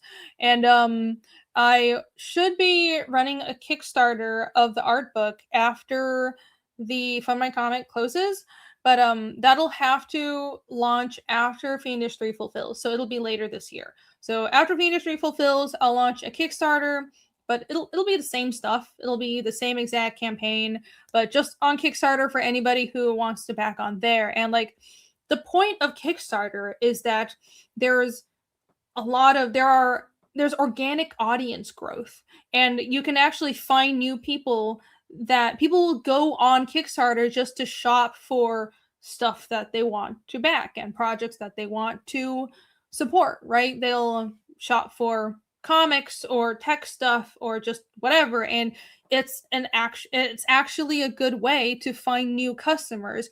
But if you're using your own website or some other platforms, the growth is very much driven by who you can bring in. So that's just the truth of it. But obviously the benefit of Fund My Comic is they're run by people that you can talk to, and obviously I know Luke, and they've been great. They pulled through because I wasn't able to launch a Kickstarter first, so I really appreciate them. And obviously have like a super low platform fee, so they're very creator friendly, so it's like it just balances out. Big platform with more new customers, or more like creator friendly, personable, small business type platform. So they're good uses for both, and I'm glad I have that flexibility. But yeah, anyways, tangent again. Wow. It's a short campaign. So INCURVATE will be closing Thursday night. That'll be the 14th. Technically, it comes down early in the morning of the 15th, and that'll be it. I'll be printing it, and you should be getting your books by or around Heroes Con. And I hope you're excited, because I am. Yay! It's going to be glorious. It's going to be glorious. I think it's called Mountain Man Comics. Okay, sure. Where is Blue Ridge? Maybe I can stop by on the way to Heroes or something. Try to get Buc-ee's to carry it. I don't think I've ever even been to a Buc-ee's. Isn't that crazy? I've never been to a Buc-ee's. There are no Buc-ee's really close to me. Comic books aren't childish? No, of course not. I draw fiendish. It's not for children at all. Not at all. Are con-goers getting an exclusive edition? No, that was not my plan. No. Well, I didn't want people who supported the campaign early to miss out on anything. It's very important to me that what I offer on a campaign, especially the first campaign for the book, it needs to be everything that is included with that project, right? So that's why when I launched Fiendish 3 on Indiegogo, which was the primary platform, I launched it with a mystery cover, and that was the Kickstarter cover, but I had it as a mystery cover on Indiegogo. And when the Kickstarter launched, I revealed to everybody that, hey, the mystery cover is the Kickstarter cover, but because you already backed the highest tier on Indiegogo, because it's part of that bundle, you get that cover. So anyways, my point is, I think it'll piss people off if they support a project early and they weren't able to get everything and be rewarded for supporting it early. So no, I'm not really doing a con edition, but I will have stickers and my other merch, and what I will have are the last few copies of Bedeviled, which is the preview. Technically, that's the preview art book for INCURVATE. It's like a 20-page floppy art book, and that's a convention exclusive. And I only have a small handful of those left. So if you don't have a copy of Bedeviled yet, you got to come to Heroes Con to pick it up, because we might be out of it after Heroes Con, and you can pick it up with your copy of INCURVATE if you want to. So check it out. Yay. I need to make a trip to Buc-ee's and make a video. Maybe. Oh my gosh. If yeah, I'm terrible at like social media, Rain, and all that stuff, but like if I was more of an oversharer, I would have made videos of all the times I went to these American joints for the first time. Like, I'm going to Arby's for the first time. I'm going to Buc-ee's for the first time. I suppose that would be fun. But alas, I don't know. I could make a Buc-ee's video. That's VRB! Salute! Yes, I think that's a salute. Huh. Probably because he is the #1 backer on basically every single campaign. So, Alex, I got you covered. Since you're always the #1 backer on every single campaign, I got you. I will make sure you have all the cool stuff right when a campaign launches. And oh yeah, for example, for right, I just keep running my mouth in. For Heroes Con, let me go back to Fiendish since I am actually talking about the project. I'm planning on having a preview for chapter 3 of Fiendish, and it's just going to be the 15 pages that are already available for free on Global Comics, and like that's enough for a floppy. So I'm just going to print a little floppy, and that's a Heroes Con exclusive, but it's nothing that you guys can't read already online, but it's just it's a way to advertise the book, because I'll have the campaign link and the website in the back, and if people can pick up this smaller version of the book, is for new customers who don't have other Fiendish books yet, or if they want if they want to just test out reading chapter 3, if they haven't backed the campaign, they don't know about the campaign, they can pick it up, and then they'll be enticed to back the book and go to the website. So, but anyways, I'm just going to include those books in the Give Me Everything, which is the big box tier on the Indiegogo, and also the Gigalith and Megalith on Kickstarter. So it's like, if you get the big box tier on the Fiendish campaigns, if I add anything like a con exclusive, I'll just throw it in and you can get it along with it, right? What I was thinking of was like, maybe I will have a print at Heroes Con, but I don't know yet. Maybe I'll have a print that comes with the art book for INCURVATE, but obviously if I do that, then if you backed the Titolith, then you'll get it in your Titolith. It would just be added to this bundle. Like, I'm not sure which piece yet, but honestly, because people like the Lara Croft and the Digimon pieces so much, maybe I'll make those a print. And that would be like something that I insert into the art book for anyone who buys the book at Heroes Con. But if I do that, Titolith backers will also get it. That's why you should grab a tit and back this tier right now. Yeah. Colton Codrick. That is the best compliment that you could give someone. Well, thank you. No hate to any Walmart backers. It's just a joke. It's just a joke. You look like you don't shop at Walmart. I don't often shop at Walmart, no. Though, I will say, like, it's so funny is when I first moved to America, like, it was such a funny experience. I was all on my own. I was 17. I was a kid. And like my parents just flew me to Georgia, dropped me off. They were like, here's $100, and they just left me there at college. And I was like, cool, I'm just gonna have to figure out life on my own. And like I took this bus or some reason it took me 40 fucking minutes to get from the SCAD Savannah campus to this Walmart that was all the way out there. I got yelled at by this lady on the bus that I couldn't understand her because I had trouble understanding really thick Southern accents when I first moved here.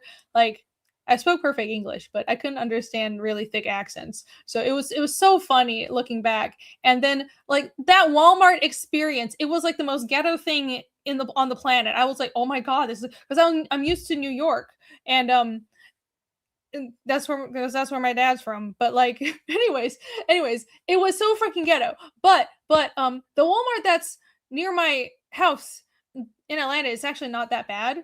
So sometimes I do go there. They've got like nice furniture and like household items and so it's not bad. It's like they cleaned up and they have everything. But no, I don't often go to Walmart. I know the stereotype though. It's just a joke. It's just a joke. Do I like Chick-fil-A? I love Chick-fil-A. Oh my gosh. Yeah, I love their spicy chicken sandwiches. It's so good. It's some of the only fast food that I would get. Now everybody's asking me where I shop at. I feel like I should be wary of divulging too much because it's the internet. I'll be like, where do you shop? What's your schedule? Oh no, everybody's trying to find out what my schedule is. Probably in case you took one really far from where you lived. Oh yeah, maybe. I don't know. It was way back in the day. So like I don't even know this was like I'm dating myself, but it was 2007. So it's like did they have Google Maps back then? Well, I didn't have a smartphone because nobody has smartphones back then. So it was like a well and true adventure. Like, I don't even know how I figured out how to get to Walmart. I think I just asked around and I was like, where do I go buy blankets and stuff for my dorm? And people were like, take the 302 down the many stops. It was like, it's funny because being a millennial, we're the last generation to have that experience of having to navigate the world without a smartphone. So yeah, I had like a week of just trying to shop for my dorm on my own and just asking people for directions, and like it was definitely a bit of culture shock because Savannah is deep south and I'm like from this safe little island country and I speak very New York English, and I was like, what is it? I don't understand anything. Oh my god, people are acting so weird. Right, anyways. And then over the weekend you'd hear about somebody getting shot because it's Savannah. Savannah's actually super unsafe, guys. At least it was when I lived there. It was fucking crazy. I lived off campus for one summer and it was like I'm just glad I wasn't murdered. It's a little bit crazy. If you leave the touristy cute areas downtown, it's like fucking nuts, but yeah, it was quite the experience. I think everyone at 17 or 18 years old, you need to leave home and have an experience like that or work a waitressing or retail job. It's like a humbling experience to have as a young person. It keeps you grounded in the real world. Oh, it was nuts. I can't believe I got just dropped in the middle of Savannah at 17. Don't dox yourself. No. I mean, people already know too much about my life, man. I've been online for so many years. People already know way too much, but no, I'm much more careful now than I was in the past. I'm afraid to translate my typo. I try. I do my best. Atlanta's kind of like a safe little island. It's not bad. It used to be worse, but they cleaned it up, haven't they? It's all the film money. Yeah, it bougie now. Atlanta's bougie. Right. Anyhow, I feel like, how long have we been streaming? Oh my god, almost over 3 hours. Right. I will not be going for too much longer, but let me run through all the things that I brought up on the stream. Let's do a little recap, and then I will go to bed as well. I'll send the color files to Bancroft, the pieces that were just done, and then I will go to bed and get some sleep. Right. Okay. So, INCURVATE is my art book that is funding right now on Fund My Comic. I don't know if I should refresh again. Should I refresh, guys? Chat, tell me if I should refresh. I'm scared. I don't know if I should. Someone's gonna back it right now, so I'll have a good refresh, right? Isn't that what's gonna happen? So no angels die. But yeah, this is my sexy fantasy ladies art book. I've been working on it for, well, it contains art from like the past 5 or so years. The last art book I did was Regrowth in 2019. So basically anything I've drawn since then that I think is good enough, that's up to par, and also fits the theme, I put in this art book. It's 72 pages, so it's a hefty book. This book is thick. This book be thick, everybody. This is a hefty book right there. It's got weight to it. But 72 pages, art back to back, finished art cover to cover, and it has fan art, it has commissions, and a lot of auction art in it. And I have a little preview of the contents of the book. And I put a lot of thought into making the art book a proper experience for all of you. It's not just a bunch of sketches slapped together. I've done a lot of sketchbooks in the past, but this is a proper art book. It's a themed art book. Most of the work is like fantasy ladies. I drew a lot of like elf girls and demon girls for my Red Valkyrie auctions that I was doing, and I colored a bunch of them up for this art book. But there's a little sprinkling of other things as well. As some of you know, I got kind of back into doing sci-fi a while ago, and maybe that'll be my next art book, who knows. But yeah, there's a few sci-fi pieces in the middle of it just to mix things up, and there's like cutesy stuff in the back as well. So yeah, if you like how my art looks, or if you just like some fantasy ladies that are boobalicious and curvilicious, then this art book is for you. You should back it now before the campaign closes on Thursday. Short campaign is going to close on Thursday. And by the way, thank you for the links, everybody in chat. Right.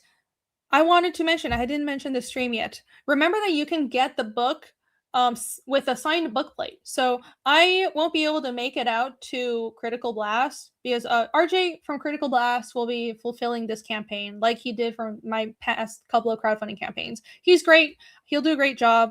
But I won't be able to make it out to sign the books, but you can get a bookplate with both the hardcover and the softcover. So yeah, if you see right here, INCURVATE hardcover with bookplate, that little heart-shaped thing at the bottom, if you look at the that image, that is exactly what the bookplate will look like. Okay, I can actually zoom in on the image. There you go. Look at that.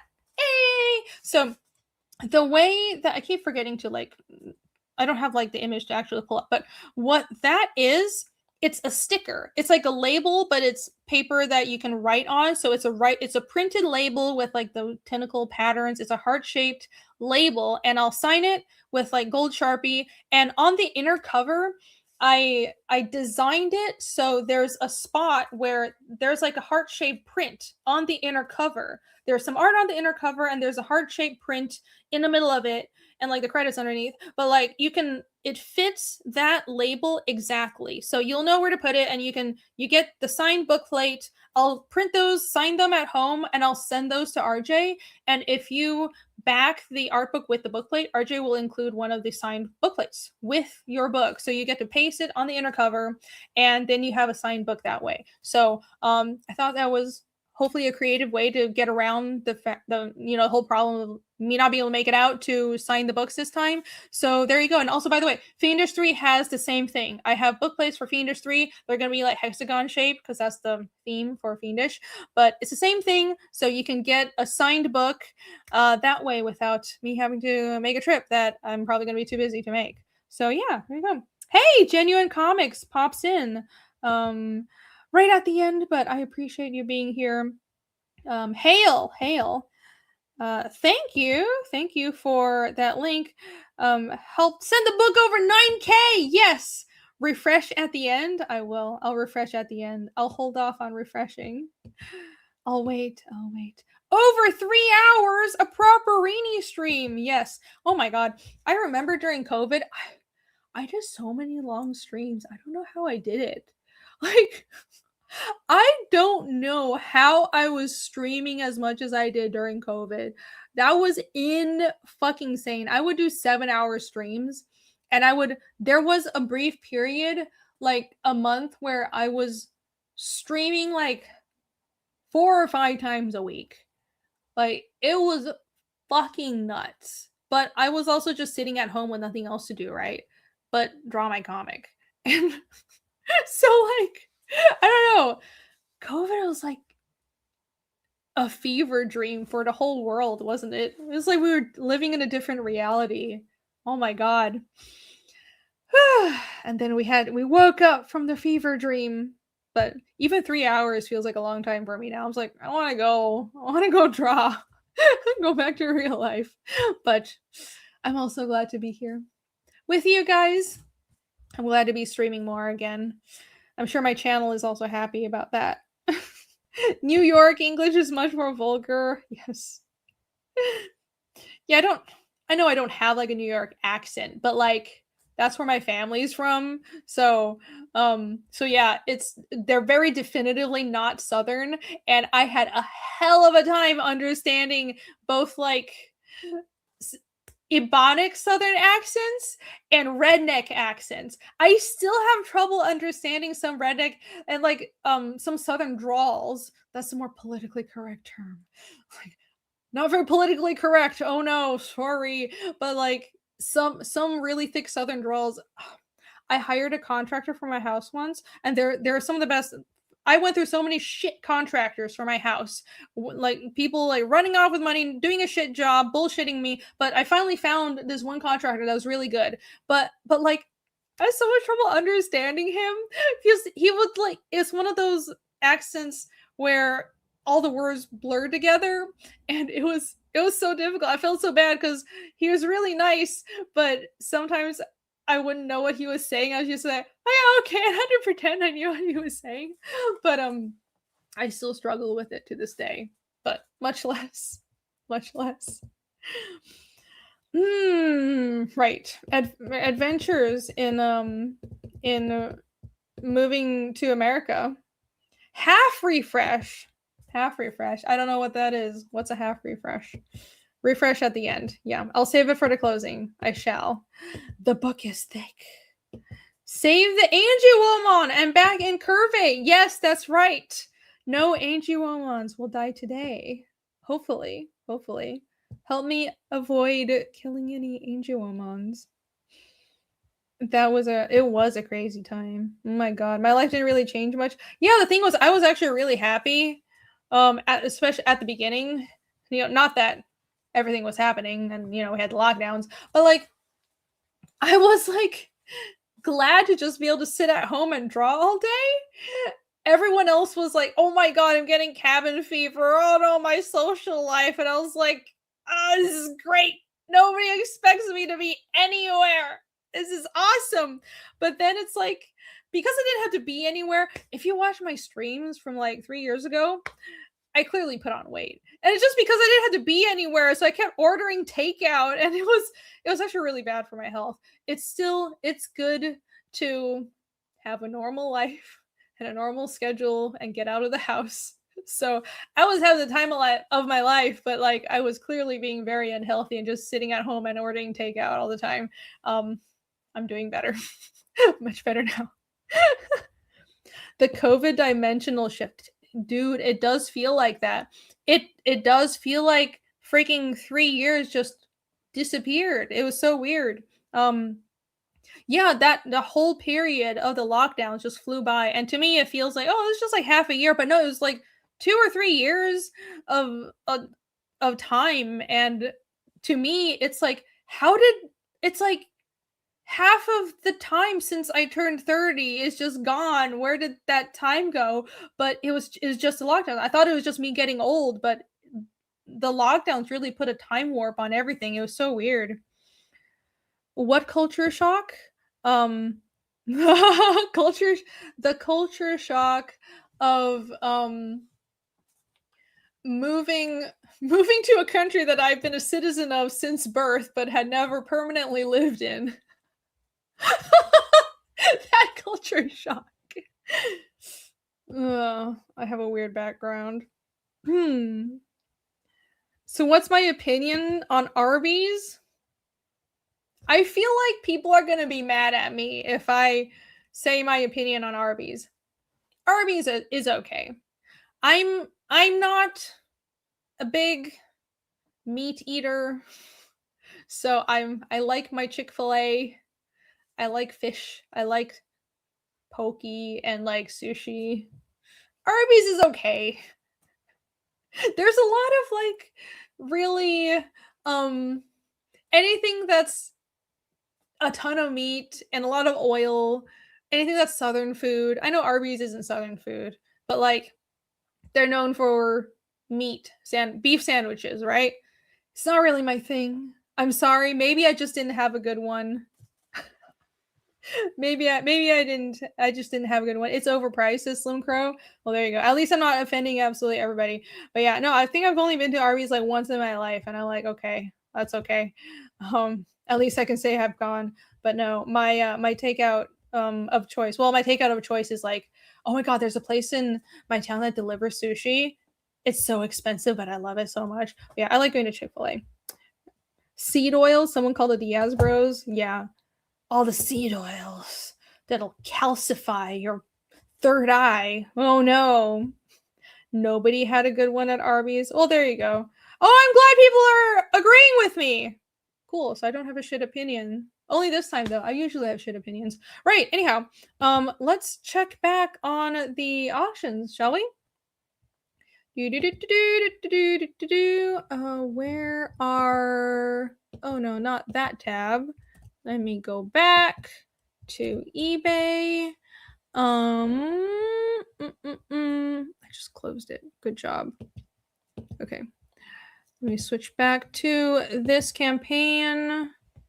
Share this tab.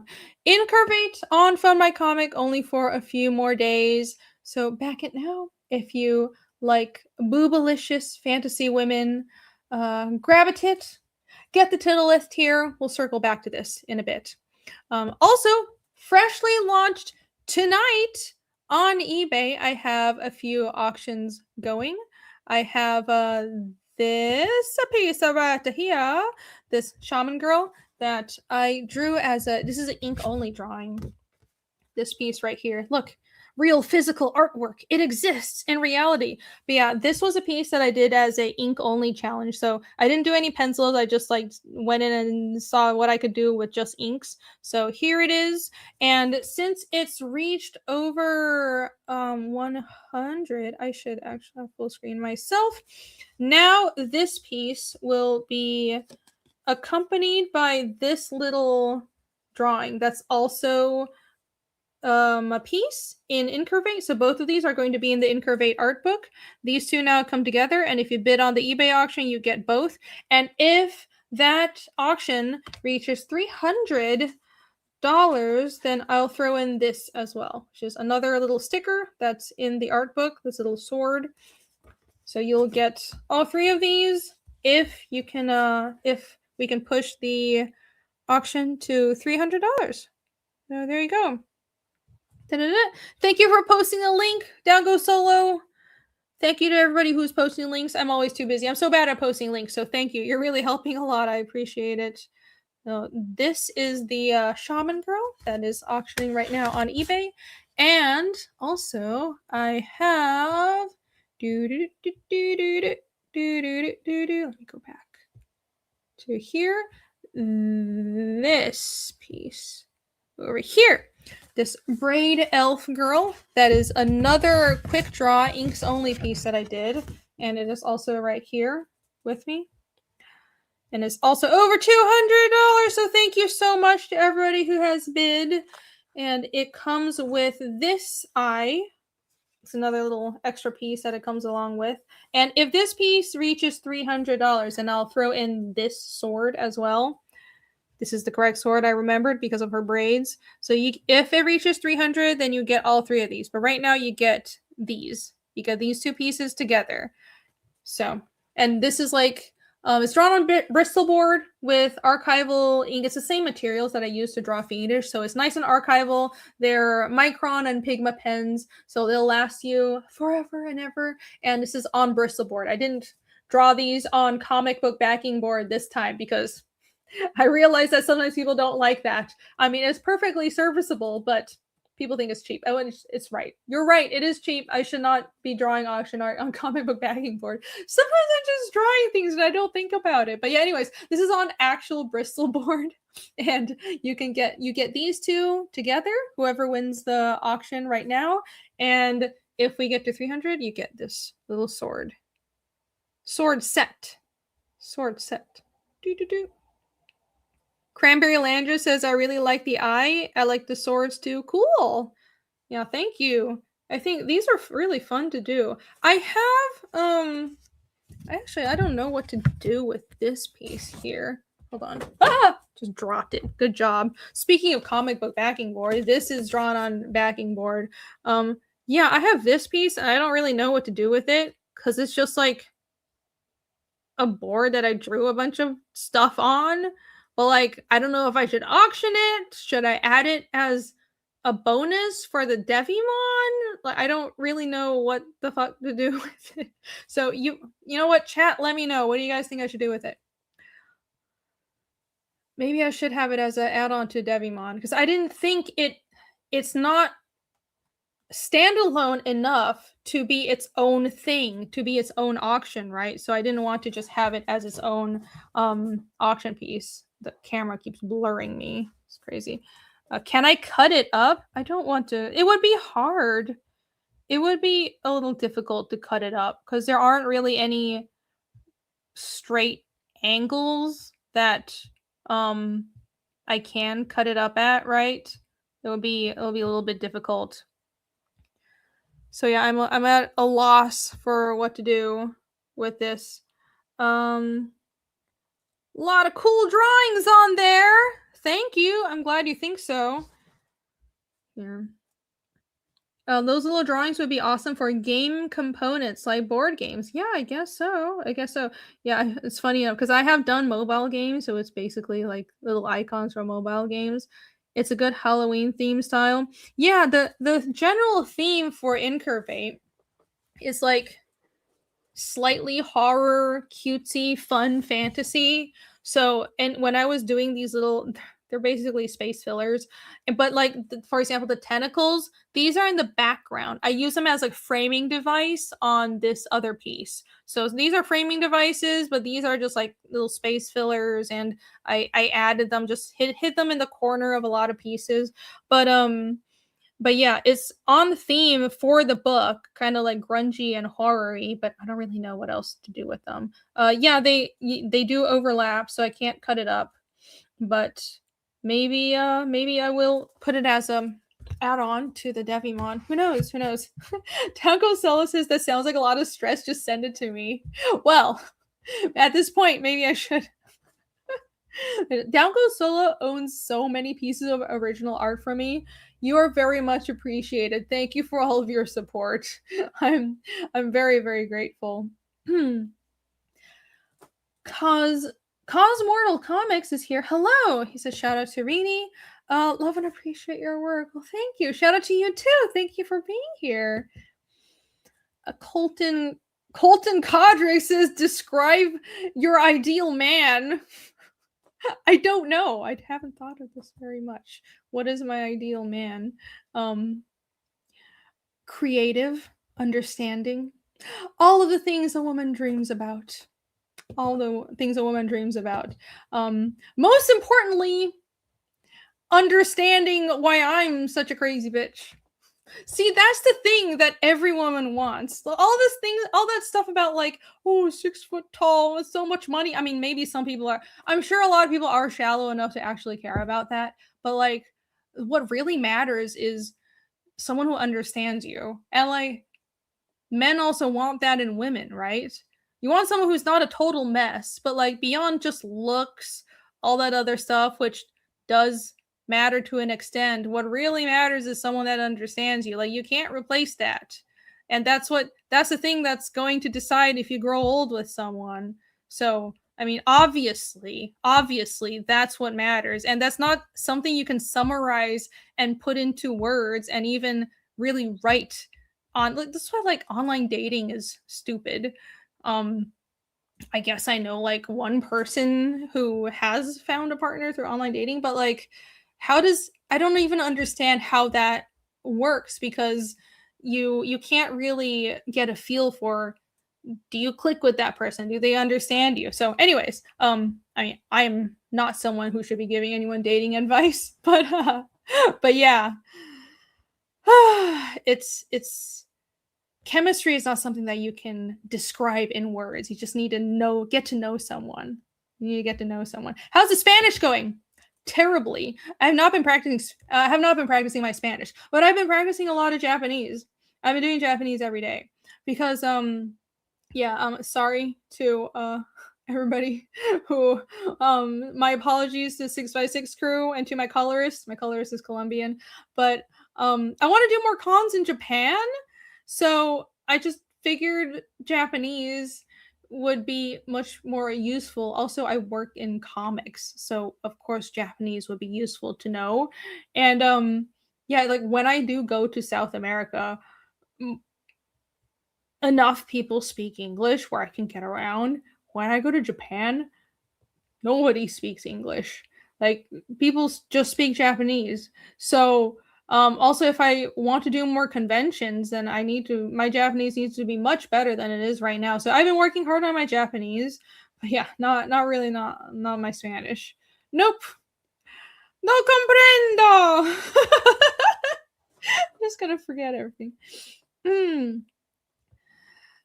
Yata.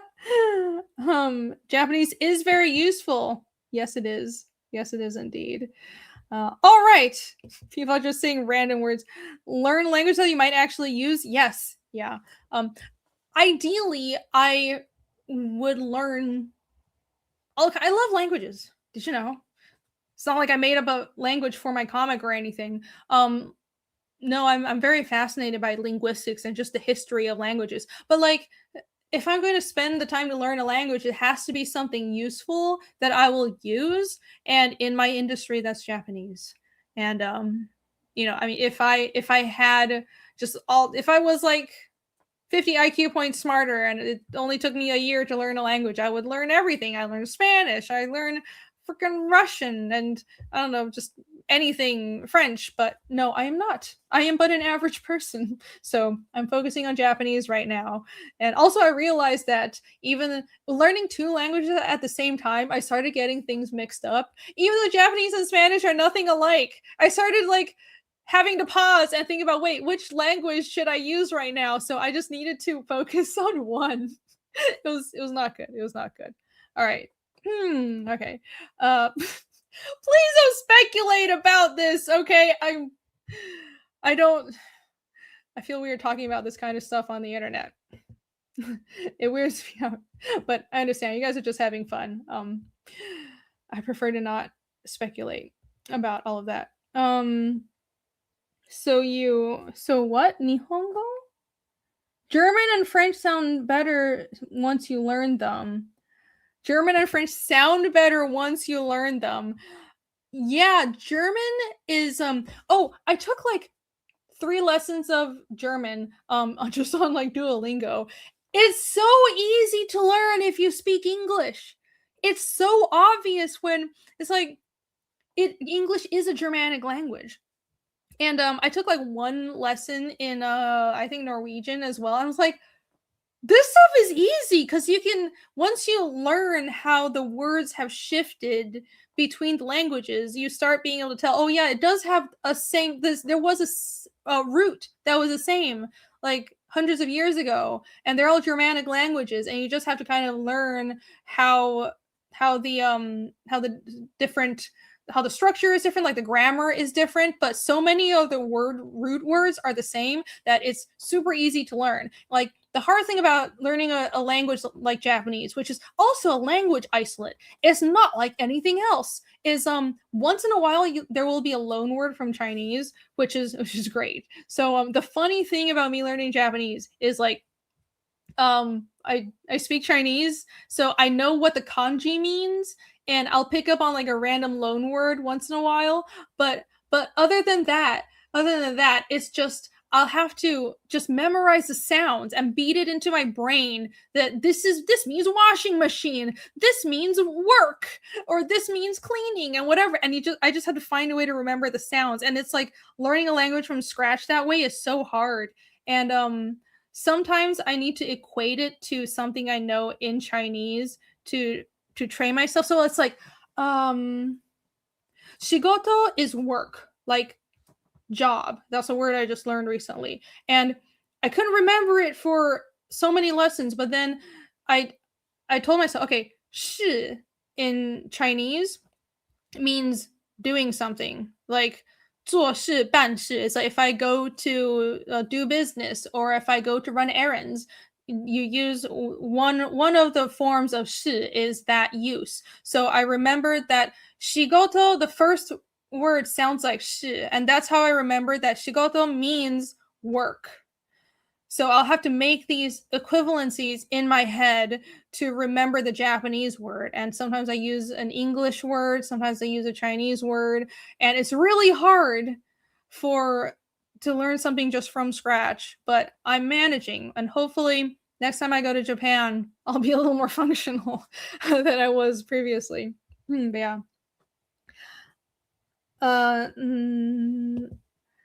I'm just starting out in Nihongo. You're just starting out. Well, that's good. It's a good language to learn. I like how it sounds. I've always liked how Japanese and Spanish sounds. And I had good friends in high school who spoke Japanese and Spanish. I think that's why I started learning them. Like, it was weird. I went to international school, so my best friends for a while, one was a Taiwanese girl who had lived in Japan, Taiwanese-American girl who had lived in Japan. Then another one was a Taiwanese girl who had lived in Venezuela before it went to shit. So she lived in Caracas. I think her dad was a diplomat. And so, yeah, she spoke fluent English, Spanish, and Chinese. It was crazy. But yeah, I was like, oh, this language sounds really cool. I want to learn it. And then I just never committed to it. So I didn't. But yeah, you need to be incentivized to learn a language. You have to commit. Otherwise, it's not easy. It's not easy. What is washing machine in Chinese? 洗衣机. Why? Why is that? Oh, because I mentioned washing machine. Right. Yeah, 洗衣机. Once you start studying Chinese, it's both difficult but not, because all the names for things are super literal.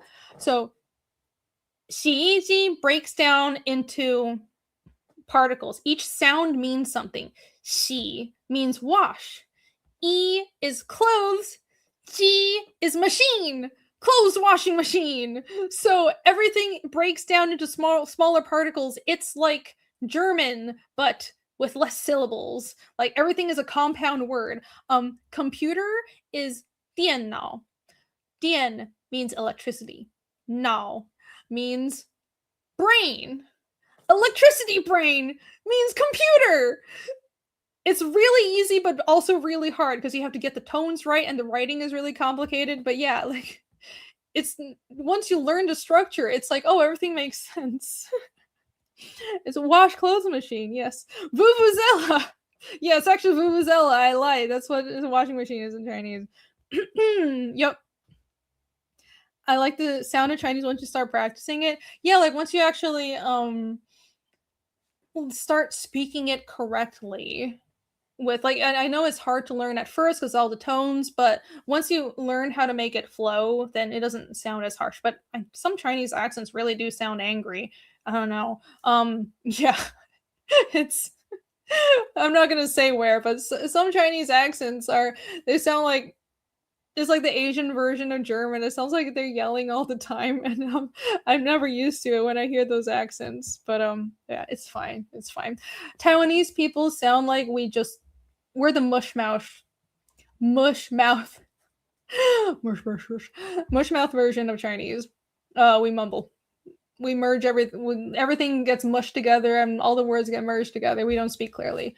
Yeah, it's so bad.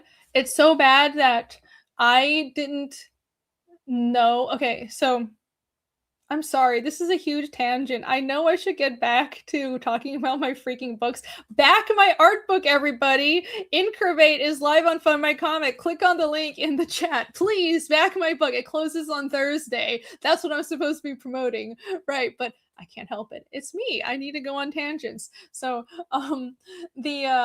it's so bad because in Taiwanese, in the Taiwanese accent, we don't really differentiate between some very nuanced sounds in Chinese like zu and zhu.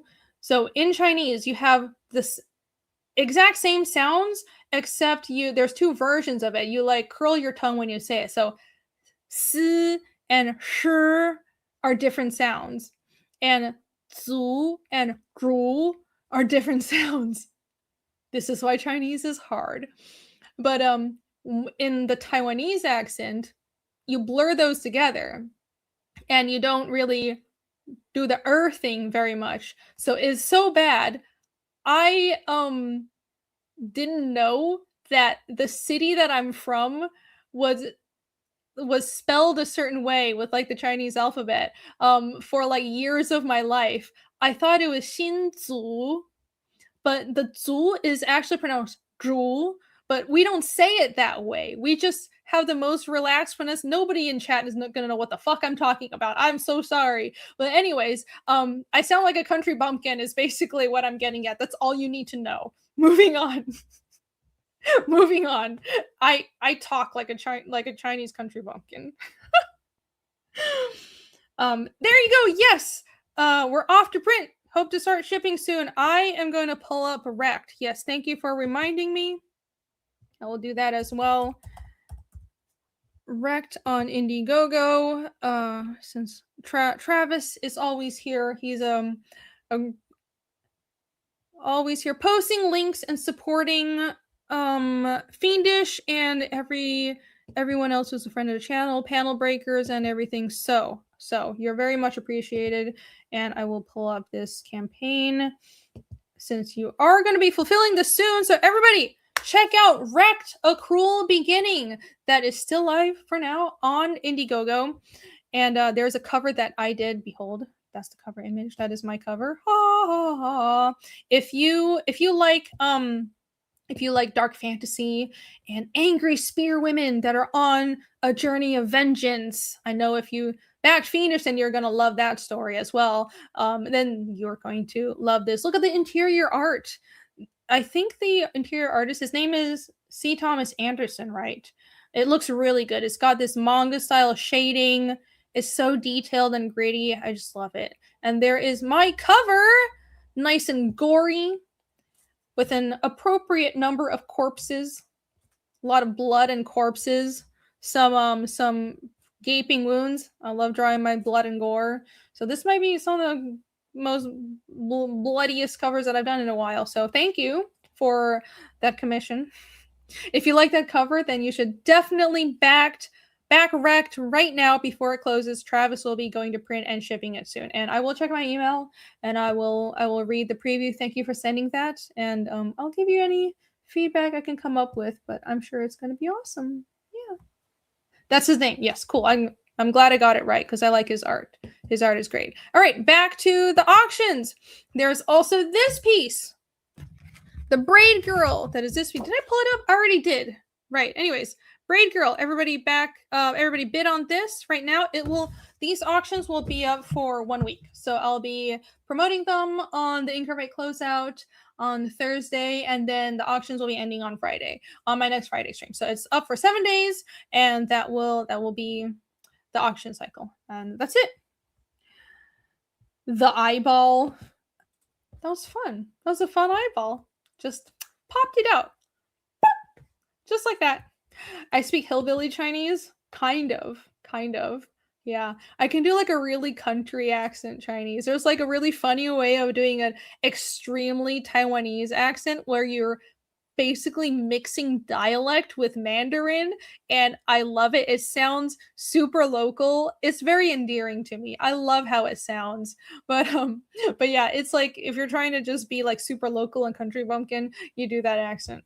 It's fun. It's fun stuff. Okay, Awesome One says I'm still going. I know. I don't know what's wrong with me. I needed to I have no self-control. I have a birthday eventually. If anyone wants to get me something cool. Oh, cool. Well, happy early birthday. If anyone wants to get an auction piece for Travis for his birthday, then that would be great. So bid on my eBay art, bid on my eBay auctions now for Travis, and then send the art to Travis. Right, the last eBay auction is this here. It's 305. Oh my gosh, that is the Devimon piece. This is the biggest drawing that I have in my current round of auctions. It's an 11 by 17 piece. Let me full screen myself. Boop. Here you go. It's an 11 by 17 piece, and it's drawn on like proper comic paper. And this is the last piece that I did for INCURVATE. And there's a matching angel woman. So there's like an angel version, and then there's the devil version. If you know Devimon, then I assume you know this character. It's like the devil woman, the female version of the Devimon. So here you go. This is what you'll get if you bid on that piece. The original art. And I just showed off the colors earlier. I guess I'll show you guys that again. But yeah. Is this still live? Yes. This is live. Hello. Hi, Jolly. This is live. I'm still going because I don't know how to shut up. Do the accent. No one's gonna understand me. Nobody in chat speaks Chinese. What should I say?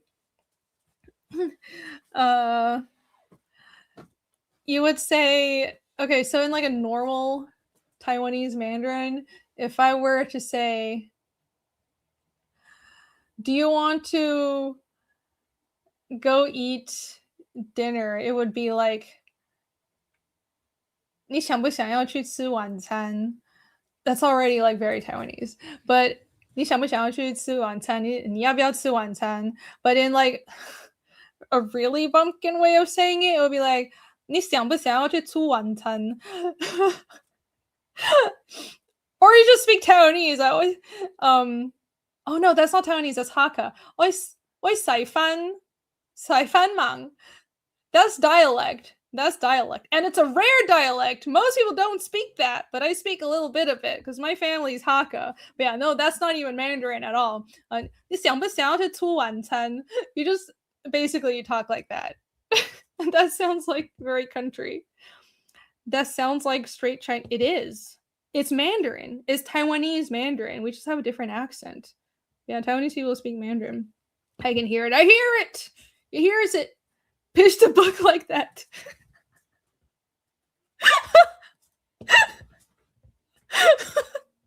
Pitch the book in a language nobody will speak.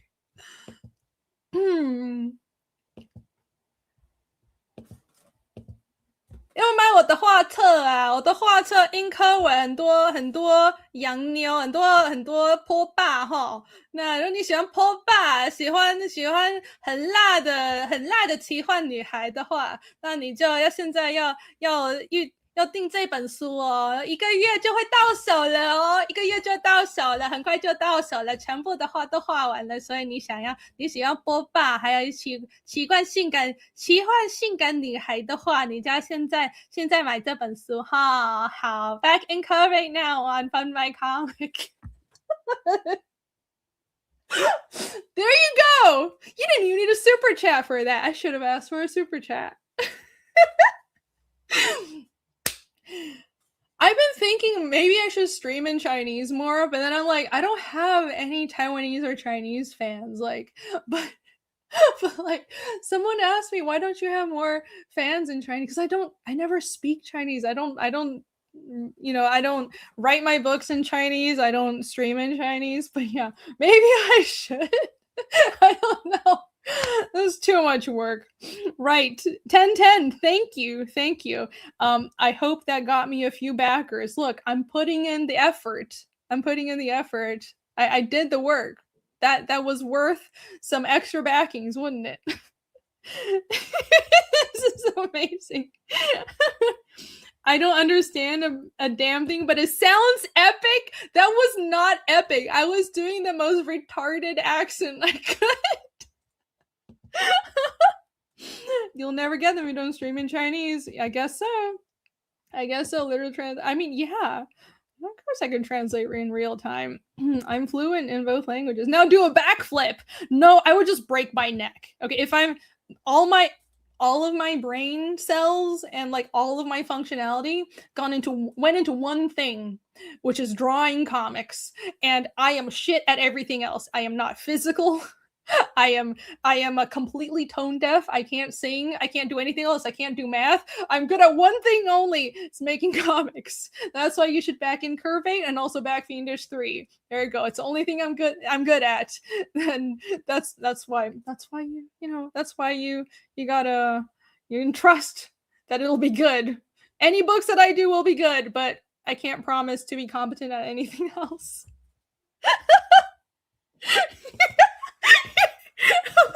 I was trying to just be as silly and hick as possible. So, all right. Anyways, there you go. Cheers. Thank you for that request. Should I refresh? I think it's time to wrap this up, guys. It's gone on for quite a while. Should I refresh? Am I going to regret this?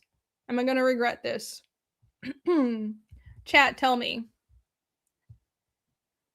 Am I going to be killing an angel woman if I refresh this campaign right now?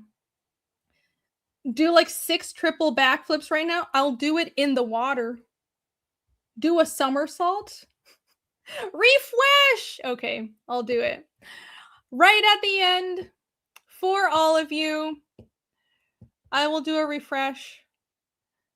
Here we go.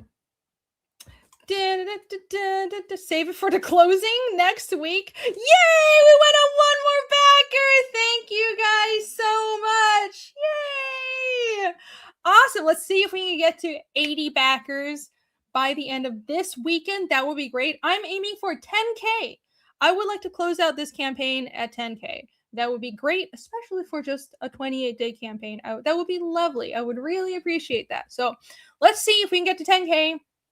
80 backers this weekend, and then 10K by the time the campaign closes. Let's go. Let's see if we can do it. And I need to be streaming more.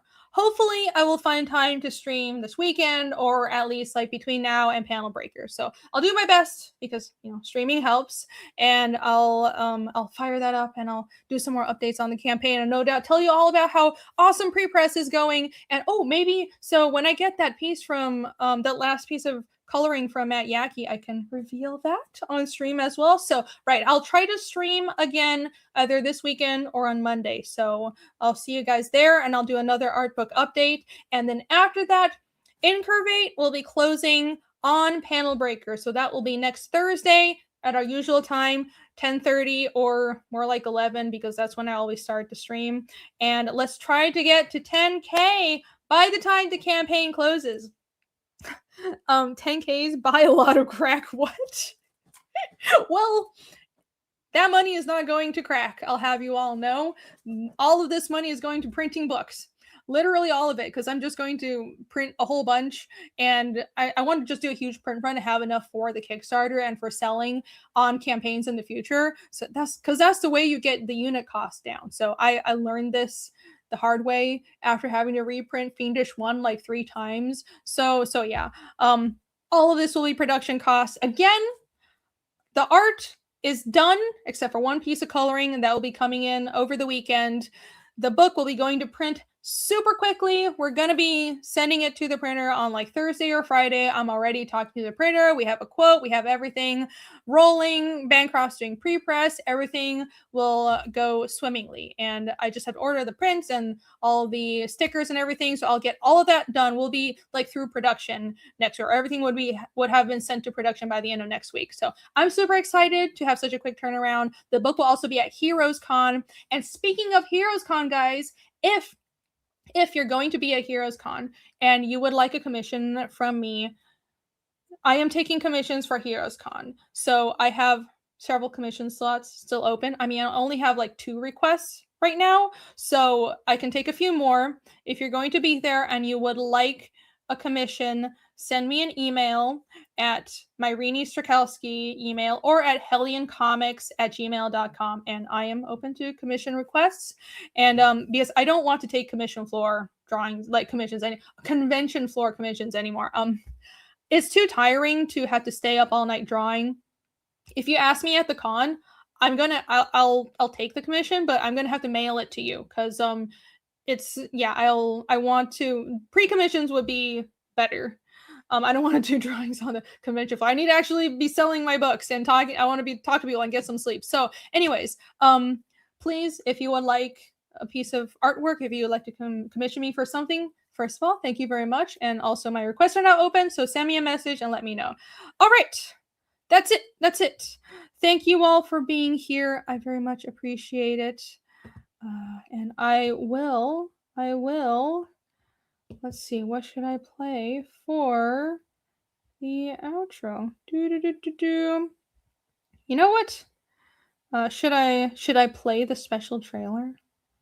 Should I do that? Oh, of course. Now that I mentioned it, of course, chat will say yes. I'll do that. Since you all stuck around for a whole 4 freaking hours, I'll play the trailer. I'll do it. I'm good to all of you, aren't I? I am such a good host. I am a good host. I'll play the special trailer, and I'll see you guys next time. All right, bye. Peace. Hi everyone, I'm Irene Strychalski, aka Rini Draws, and I am super excited to announce the launch of my new art book, INCURVATE. INCURVATE is a 72-page collection of commissions, auction art, fan art, and just doodles that I've made over the past 5 or so years. I've long been fascinated by otherworldly and dark things, and I merge my love for fantasy and sci-fi with some spunk from my anime influences and a little bit of Lovecraftian horror. Also, I love drawing beautiful and slightly dangerous women, so this art book will be full of that. Back the campaign now to get the standard comic-sized softcover edition, or the A4-sized hardcover edition with this color-shifted cover art. You can also add on several stickers of art from the books and a spicy double-sided mini print. Not to mention, there are also bundle exclusive items that you can only get on the crowdfunding campaign that come with the Tittleth bundle. It's a really good deal. You should definitely get it. You can also add on my 2019 Regrowth art book if you missed out on that crowdfunding campaign. All the art inside the book is basically complete, so the turnaround time will be very fast. I aim to have this art book ready for Heroes Con in June 2026, so you are guaranteed to get your books. Thank you in advance for your support. I can't wait to put INCURVATE into your hands, and I hope you enjoy this collection of my curvilicious, sometimes spicy, sometimes sweet, fanciful creations.